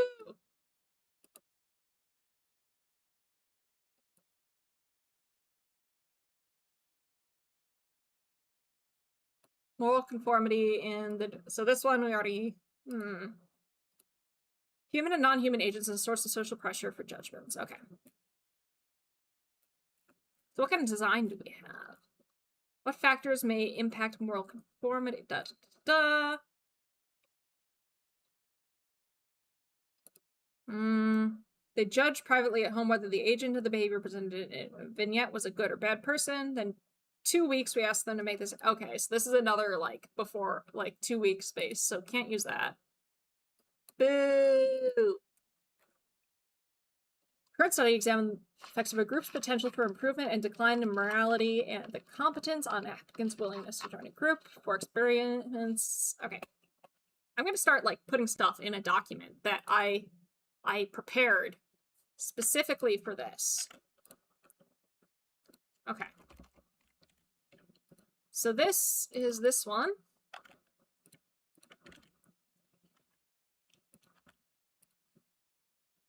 Compared with groups, stable morality, had no preference for... But let's look at study one and see if that one is realistic. Study carried out in accordance with guidelines. We use G-Power. G-Power, okay, so G-Power is a nice thing for power analysis. It makes doing power analysis, which is... Power analysis is like trying to figure out what sample size you need for your study, which is super useful if like you don't know how many participants to recruit. That's basically, it tells you how many participants you need to recruit to get reliable results. This is nice. Psychology tools, web surveys are effective as print surveys. Save more resources. We chose to do online. SoJump. I've never heard of SoJump. Completed the experiment online. 2x2. Mixed design. Sounds good. G-Power is what you get from G-Fuel? Yes. Okay, this one I think is absolutely doable. Oh, what have I done? What did I click on? There we go. All right. So that one, I'm putting that on the list as we can do this. This one. Study one. Is this only one study? That's nice. But I think we determined that this one's totally doable. As long as we have them stick to, like, one thing. Stick with one dependent variable. And then this one's totally doable. So I'll add this to my list. So now, rather than just having one study that they could potentially replicate, we now have 3 studies that they could potentially replicate. Yay! Good work, team! Just get those cooling towels. Oh, man. Wait, sorry. Yeah, I don't know what's... No, you're good. You're good. Were you about, like, behind? 8 minutes behind? Yeah, no, you're good. I want a cooling towel. I need something. It's something. At some point. Robot social skills! Oh, I looked at this one. Is human life worth peanuts? That was a fun one. But it didn't work, unfortunately. Veracity of suspect statements. Support vector. Okay. Statistical... Reporting inconsistencies and experimental philosophy. Oh no. Oh no. They're calling people out. Impact of social and psychological consequences of disease on judgments of disease severity. Disability weights and daily or based upon surveys that ask users. We conducted an experimental exam where the inclusion or removal of psychological, social, and implications for health state description might affect individual judgments of severity and thus relative disability weights. 36 fair in which information about plausible psychological of a health condition were present or absent using a web-based platform. 1 of 2 experimental groups, each assigned a value to the worst possible health. The inclusion of psychological or familial consequences in health description. This looks doable. So, this is what? We've got, like...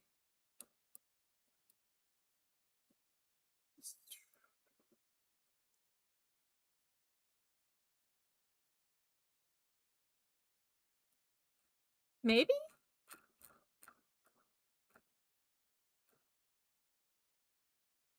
Linear regression models.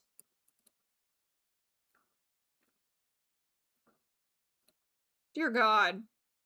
Okay, so these are each individual sort of thing. These are the ratings of the severity of each thing. There's the difference. There's the confidence interval on the difference. Okay, yeah, this doesn't look like it would. Maybe this one? What's this? Change in health rating with and without. No. No. Why is this hard? Just be simple. Just be simple. Why is everybody so... Everybody's so mean. Everybody's so mean to me. This is personal. This is a personal attack against me. Did you know that everybody's so cruel and mean by making complicated study designs because they hate me?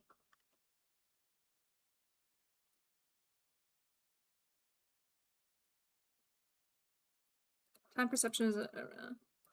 Why be simple when you can be difficult, right? That's what they're all thinking right now, and I hate them. I hate them for that. I hate them for that. I'm judging all these people that I've never met because they're making my life more difficult.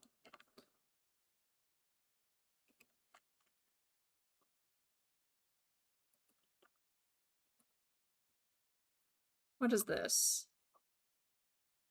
I think this is a +1 problem particularly. Yeah?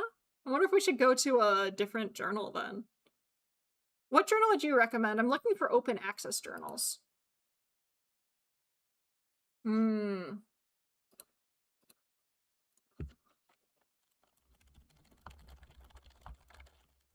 could potentially go... I guess we could go to Frontiers. Should we go to Frontiers? I don't know how I feel about Frontiers, but we're here about, you know, replicability and stuff, so that could be fun. Frontiers is usually a little less comp sci. Yeah, maybe let's check out Frontiers. Everyone knows it's easier to get grants if you say you'll upset Mylan. Oh, that's mean. They're also a little less fancy. We don't want fancy, though. We just want simple studies. Simple studies. Is that too much to ask? Is a simple study too much to ask? I don't think that's too much to ask. I just want a nice, simple, clean study. Let's see, can we get like experimental? Empirical study. I want empirical study. Only 44! When I filter frontiers in psychology by empirical studies, it only returns 44 articles. What? What? What? Brief research report. Actually, brief research report sounds like a really good one. These are like shorter articles, so that might be a good thing. This could be what we need, and that's 2,207 articles. So this is better. This could work. This could be great. This could be exactly what we need. Let's find out. Mommy, do you love your phone more than me? Would simple studies be easier to find if you look for ones before people could have computers crunch them? Probably. I do want to find recent studies, but I'd probably be having a lot easier of a time if I looked at older studies. But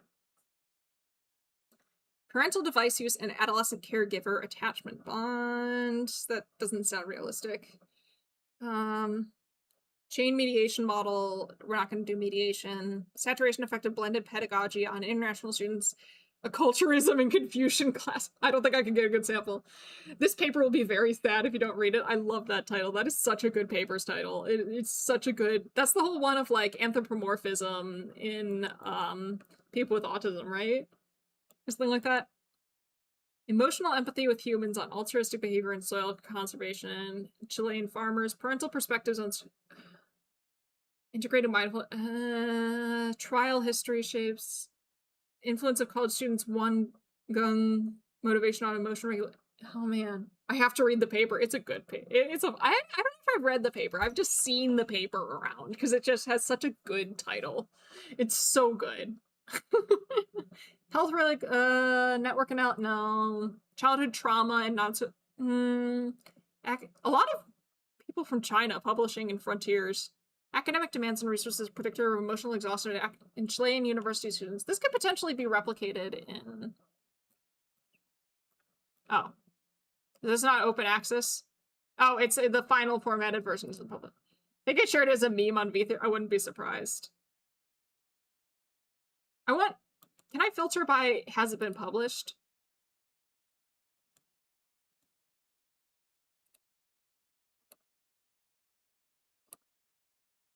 Nah. I'm gonna start biting people. Oh no. Oh no. 1 second. Oh dear.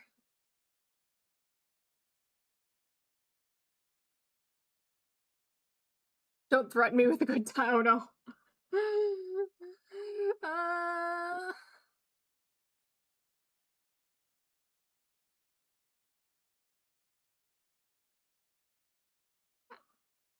Okay. Myelin, my poor chompers. Yes. I'm just gonna bite everybody. Don't worry about it. Don't worry about it. Maybe worry about it. Maybe worry. I'm going to attack. Viciously and ruthlessly with my rabbit teeth. Chronological age is differently associated with, no. Influence of teacher student burnout and call it in vocal music. Looking inward, creativity and well-being as SEO suffer. Hearing objects move through apparent motion in complex transforming work. Psychological influence. Wow. Blech. That is kind of fun though. Rodent teeth can do some damage. Exactly. I'm gonna get you. I've been bitten by a squirrel before. Spent one day trying to find a paper and it made me feel the same way. Yeah, this is my second day in a row I've been doing this. Digital technology and technology-based teaching design. Parental play beliefs. Rabbit teeth are formidable. I'd prefer to be attacked by Mothman teeth. It's true. It's true. Should I get the one with more teeth? Should I get the model, the teeth model? Do we want to be the most vicious model of all? Let's see. Give me a minute. Let me find the thing. All right. There we go. I'm gonna bite. I'm gonna start biting people, just like this. Start biting people right now. Think you're safe? No, you're not. I'm gonna start biting people. Oh, Mylan, you're really adorable. Aw, thank you.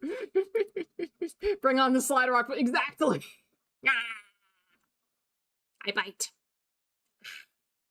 I'm gonna start chomping. Yes, yes, yes, yes. Does the slide rock bolter even need teeth if it swallows its prey whole? Probably not. Where were we? Chompa, chompa, chompa, chompa.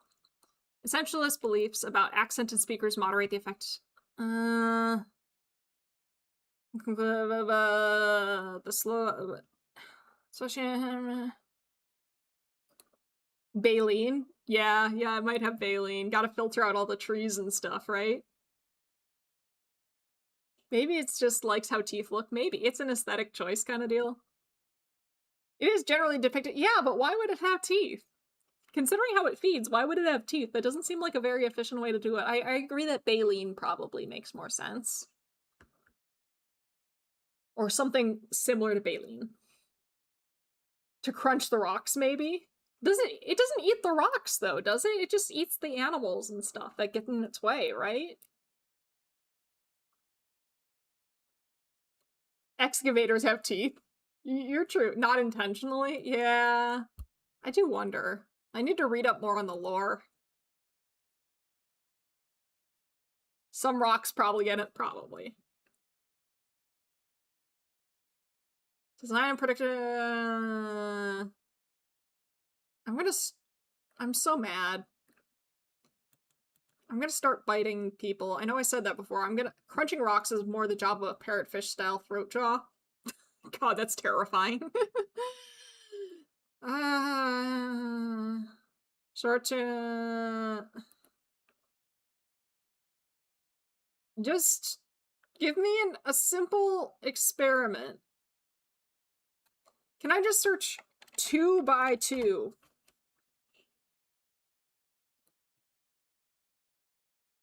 Big toothpick. Oh my gosh. 2x2 between subject experiment investigates the influence of message style-sidedness on customer participation and explores the role of message usefulness on skepticism. Where literature, but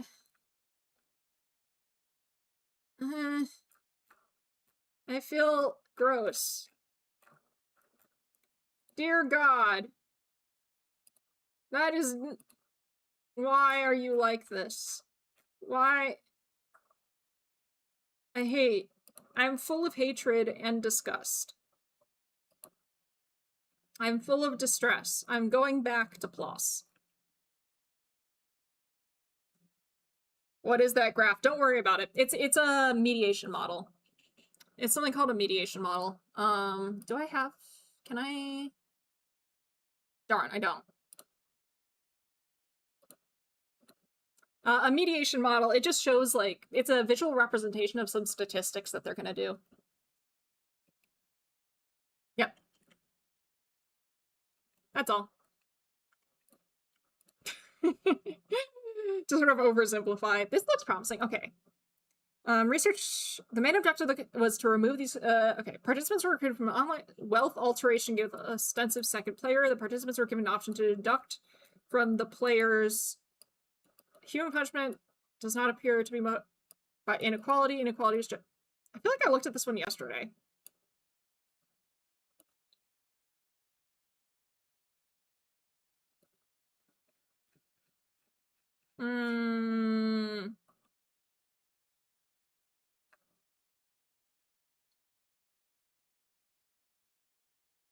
That sounds like it has complicated setup. Literary fiction influences attitudes towards animal welfare. Come here. What is this? Read a friend. Okay. So gender is one. Whether they have pets is the other, and then attitude. But what about the... Wait.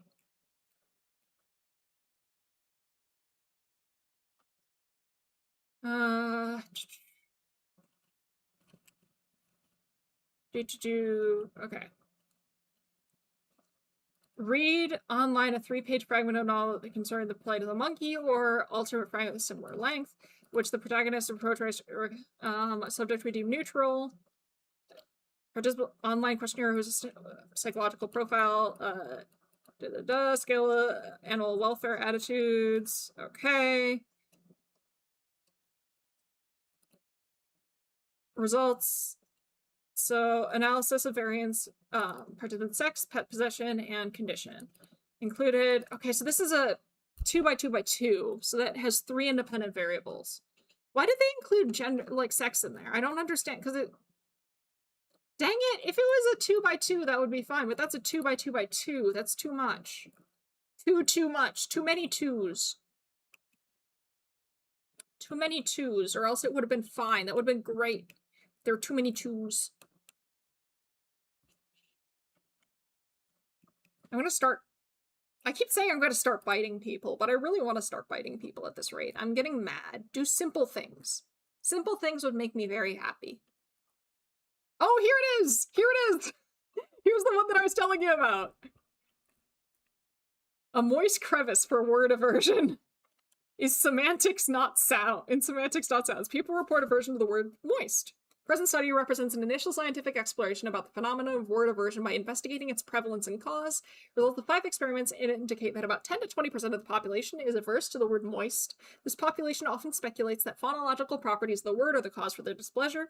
However, data from the current studies point to semantic features of the word, namely associations with disgusting bodily functions, as a more prominent source of people's unpleasant experience. Moist for averse participants was notable for its valence and personal use rather than imagery or arousal, finding that was confirmed by an experiment designed to induce an aversion to the word, so they made people start hating the word moist. Analysis of individual difference measures suggests that word aversion is more prevalent among younger, more educated, and more neurotic people, and is more commonly reported by women than men.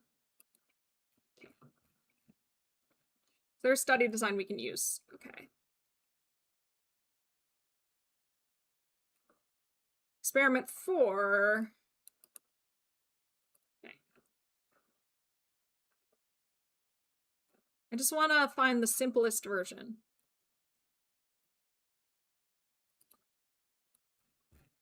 Simplest version. Simplest. Dear God. Or start biting people.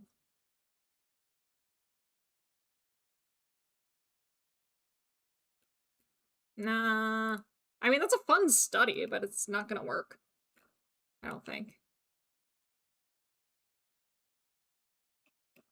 Oh, this is about where I was looking yesterday, I think. Wow, they published a lot between yesterday and today. That's kind of wild.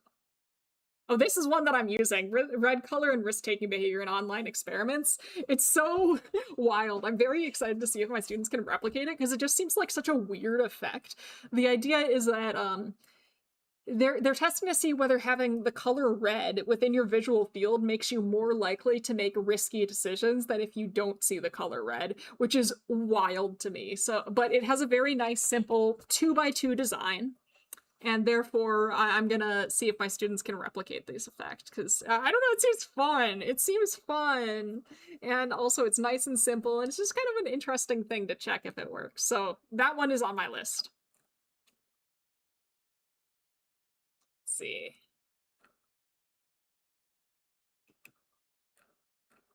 So the bull myth is projection. Maybe. I don't know. They did find something that people were more likely to make risky decisions when the color red was on the screen, which is wild to me. But I do want to see if it replicates, because that sounds like something that might not replicate, and this seems like a great opportunity to see if it does replicate. Because if it does replicate, that would be really cool, right? Like, it would be really wild if something that sounds that weird replicates. So I'm excited to see if students pick that to try and replicate it, and to see if it does replicate.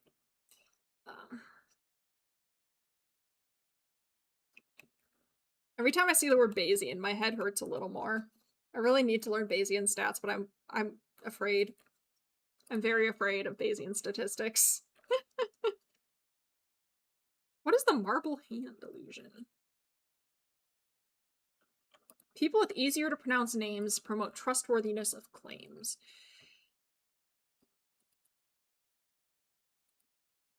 Easily pronounced names trump difficult names, whether produce. Oh dear. People are more likely to trust somebody whose name is easier to pronounce.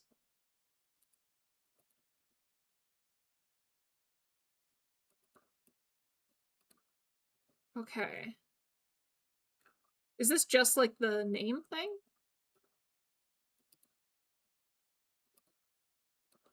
It's true. I see.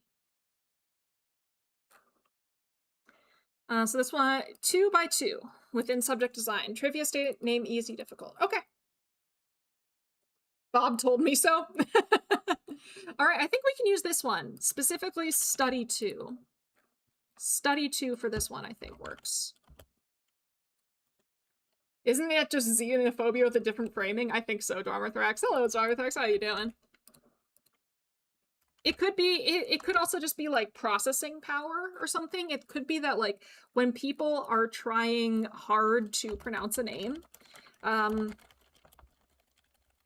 means they're using more cognitive power, which makes them more skeptical of claims because now they're engaging more. Like, it could be a combination. It could be like, it could be xenophobia.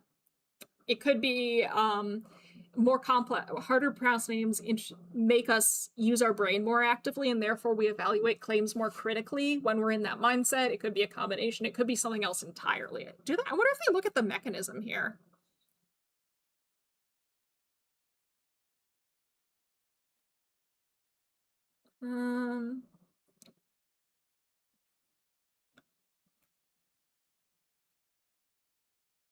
People with easy names are valued more favorably relative to, and for positive and negative evaluations. Easy names are valued more familiar, less risky, and less dangerous. Oh, that sounds like xenophobia. Not merely a conceptual replication, we discovered new and interesting route to truthiness. They're using the word truthiness. Oh my god. Are y'all familiar with the origin of the phrase truthiness? Actually, I guess I don't know if this is the origin, but like the person who claims to have coined the term is Stephen Colbert. And I think that's, you have to control for long and short names within the same culture. Would Robert have a different rate from Rob or Bob? Probably. Yeah, I will, what I'm gonna do is I will link the paper in the chat for anyone who wants it. Coined by Colbert like 20 years ago. Yeah, that's what I thought. But then I realized, do I know for sure Colbert started it 20 years ago, or was there somebody else doing it first? You know, like, who knows? Maybe Colbert got it from somewhere. He claims to have coined it, but it was probably one of his writers. But anyway. All right.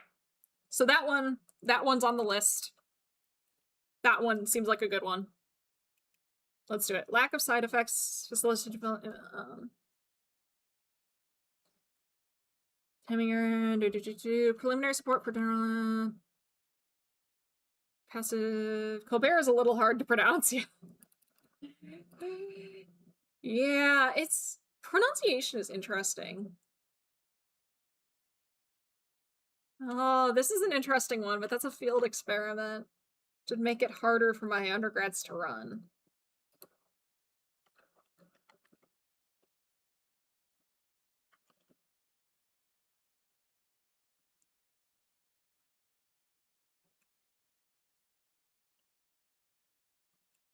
I think my brain just shut down a little.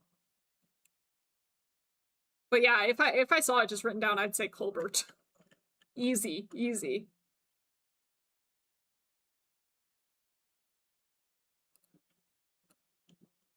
Why easy, I mean more like that would be like my instinctual, like I would just go straight to that.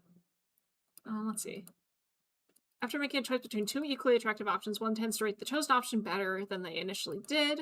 A behavioral choice changes subsequent using facial images for choice. Rate their facial preference for each face as well as results from randomly chosen faces were preferred only after participant was required to choose a preferred face, but not an unpreferred face. Or what?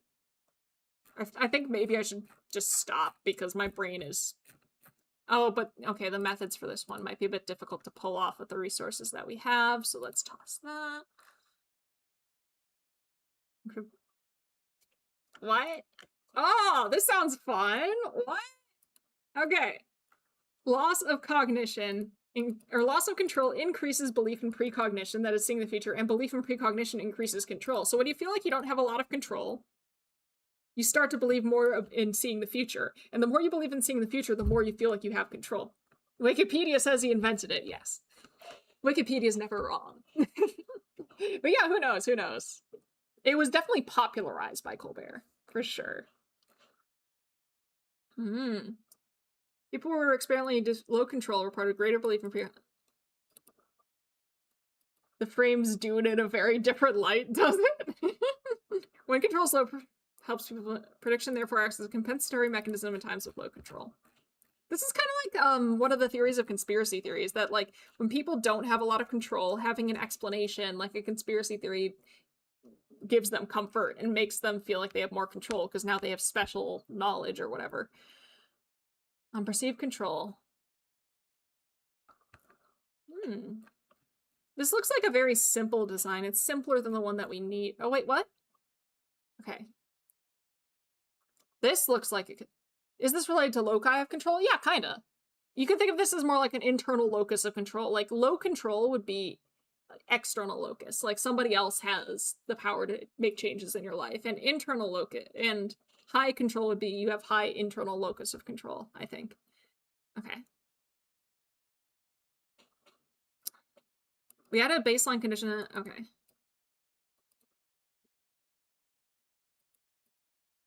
Finding so this one could potentially work.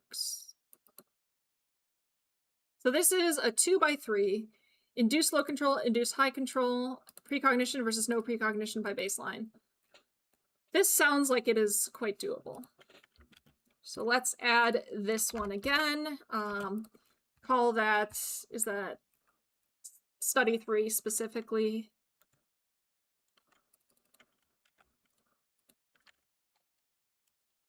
Study, 3 specifically. Let's find one more study. So I think I've collected a decent collection. So I've got 1, 2, 3, 4, 5. I guess I could do some more, but like we're getting there. We're getting good. Trend shows 0 results for truthiness before Colbert and 2000. I love Google Trends. Thank you for looking that up, Fact. I really appreciate it. The intellectual curiosity is great. Love it. Love it. Love it. Automatic ability attribution. Effects of pre-experience on social exclusion. Reward is assessed does involuntary emotional attention and speed of information. Detecting cheaters without thinking. Testing the bystander responses to violent incident in immersive virtual environment. That would be hard to pull off with our... Like, that's cool, but that would be hard to pull off with our resources. Maybe I should call it for today. I am getting a little wobbly. Little wobbly. Wobbly. Wobbly.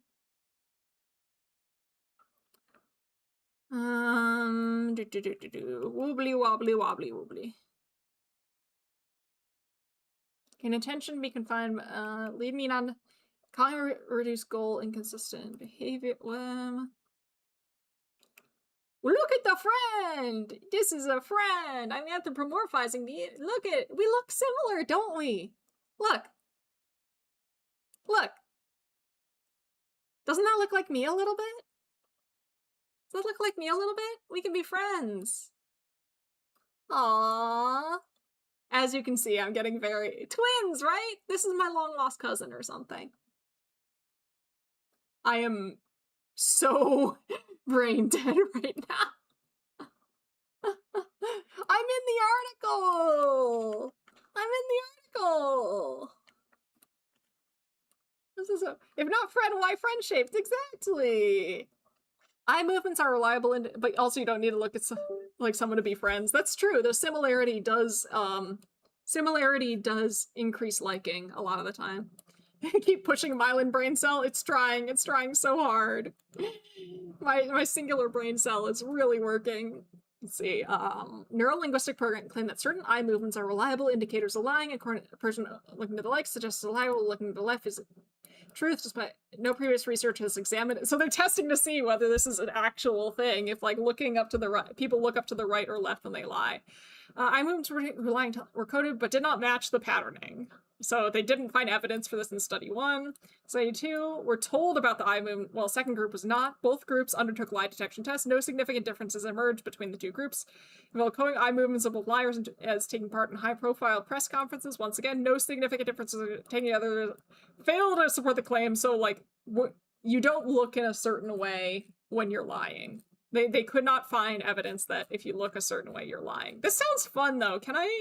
Is this something that we could potentially replicate?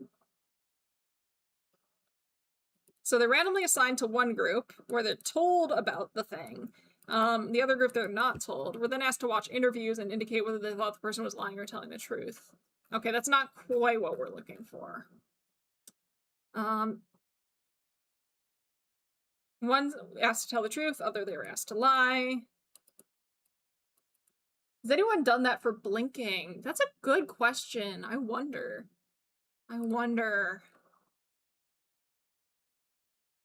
So let's go to... I'm gonna go over to Google Scholar and see if anyone... lying behavior and blinking. Blinking during and after lying. The Journal of Nonverbal Behavior, 2008. Sharon Leal and Aldrich Reich. Test a hypothesis derived from eye blink literature that when liars experience cognitive demand, their lies would be associated with a decrease in blinks, directly followed by an increase in blinks when demand is ceased after a lie is told. Total of 13 liars and 13 truth tellers lied or told the truth in the target period. Liars and truth tellers both told the truth for 2 baseline periods. Their eye blinks during the predicted pattern that liars would blink less while they were lying and then blink more after was found in liars and was strikingly different from truth tellers. They showed an increase in eye blinks during the target period compared to baseline periods, whereas the pattern of eye blinks in the target offset period did not occur from baseline. Implications for... Interesting. So this paper for 2008 does suggest that blinking might have something to do with... that lying might influence blinking behavior. There's another paper from 2017.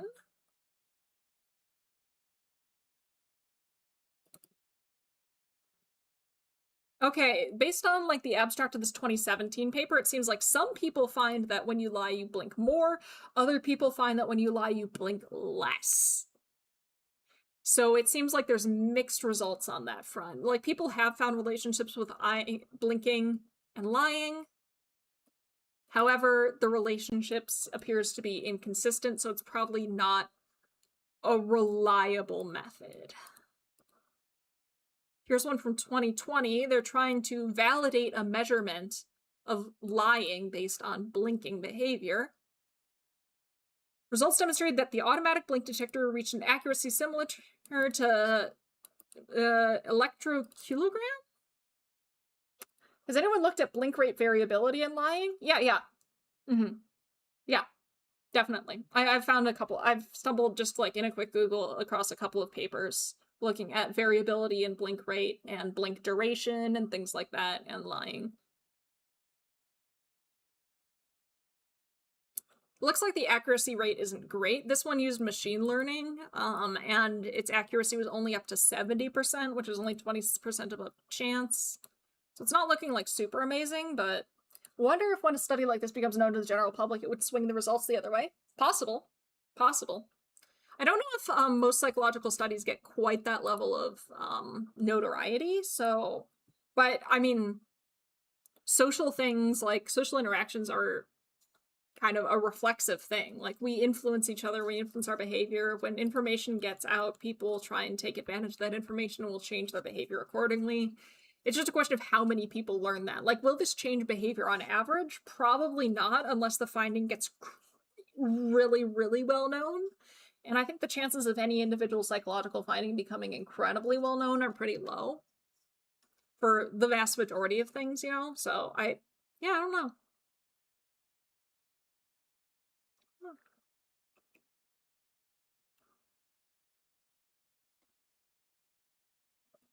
Interesting to think about. Okay, I'm running out of +1 papers. Distance and motion response trajectories reveal dynamic. Dazzle camouflage emotion effects on timing. Oculomotor evidence for top-down control following the initial saccade, or is it saccade? Saccade? That's eye movement, right? Lie detection ones are, I bet, more likely to be popularized by cop shows. Probably. There was that whole show called Lie to Me. I think it was based on, what was the researcher's name? Ekman? It was based on research on microexpressions and using microexpressions to detect lying. It treated that research like it was gospel. That research is not actually as nearly as reliable as the show portrayed it. Was it Ekman? Ekman microexpressions? Microexpressions. I looked this up recently. Yeah, it was Paul Ekman. Paul Ekman did the microexpression stuff, and then Lie to Me, that TV show, the crime TV show, was based on his research, but it treated his research like it was a way more reliable way of detecting like emotion and lying than it actually was. And that kind of created this sort of myth of like using facial, like you see those YouTube videos all the time, right? Like I watch, like, person who's studied facial expressions watches interrogation, and they treat it like they can basically read minds and stuff like that, and that's just like, yeah, I don't know about that. I don't know about that, buddy. I don't think it's that reliable. I would not use that in a criminal court.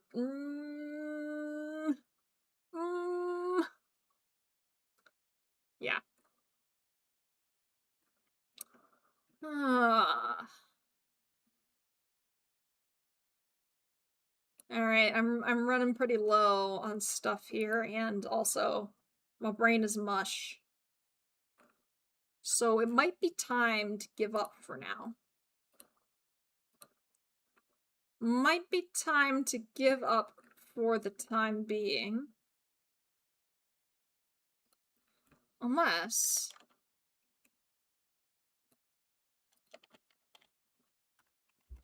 microexpressions do not reveal much emotion. Yeah, for sure. Yeah, I'm gonna keep looking. I'm gonna keep... I'm looking a bit more. I would like a research article. I would like that research article to be in the psychology section.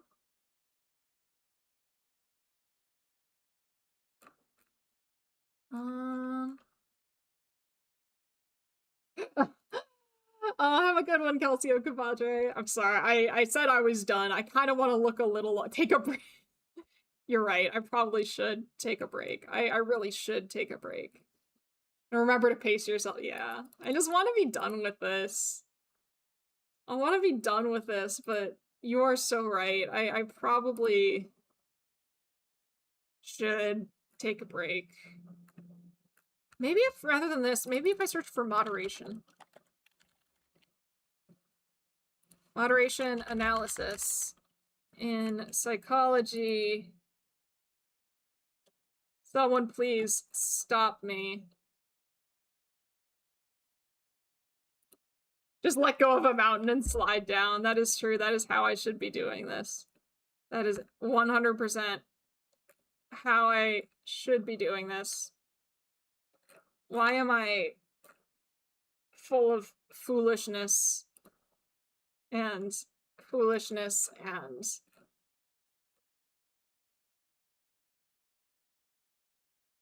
Oh my god. I don't know how to stop. I don't know how to stop. I just want to keep working, but I really should rest. I'm so hungry. Okay. Okay, we're stopping. We're stopping. We're stopping. We've done good work. Ugh. I'm gonna stop. I'm gonna stop. Someone needs to study time. Somebody probably should study that. That's probably a good thing to study. That would be probably good. I'm just bad at, like, not working. I don't know how to not work. Well, we worked hard today, everybody. I think I do have some stuff that I can use, so that's good. I was hoping to get, like, 7 or, like, 8 to 10 articles. I've got 1, 2, 3, 4, 5 articles, which is not really where I was hoping to be, but maybe if I change, like, my search things later, I can figure it out. Either way, thank you all so much for joining me. Thank you for letting me use your presence to, like, pressure myself into getting some work done. Much appreciated. Deeply, deeply much appreciated. I'm gonna take a break. Yeah, thank you for coming to the stream. Thank you all so much. Have a great day, everybody. I don't know when I'm going to see you next, but thank you for joining me on this journey, and I will see you next. Did somebody analyze the micro-expressions of the people making the show as they lied to the audience? Oh, I don't know if they understood it that well. Or, like, I think they actually had Paul Ekman on as a consultant for that show, so he was probably doing most of the stuff, and he was just telling them, yeah, this works probably, or... But they also probably exaggerated the effectiveness and reliability of it for the sake of the plot. You know, that wouldn't surprise me either. And anyway, thank you all so much. I've had a lovely stream. I hope that you have all had a lovely stream. Please take good care. I will see you at some other point in the future, whenever that may be. I'm not sure. Oh, yeah, I guess I will be streaming in early July for Z's charity event. I'll give more information about that sometime in the future. But for now, have a great day, everybody. Have a great weekend. Take care. Bye!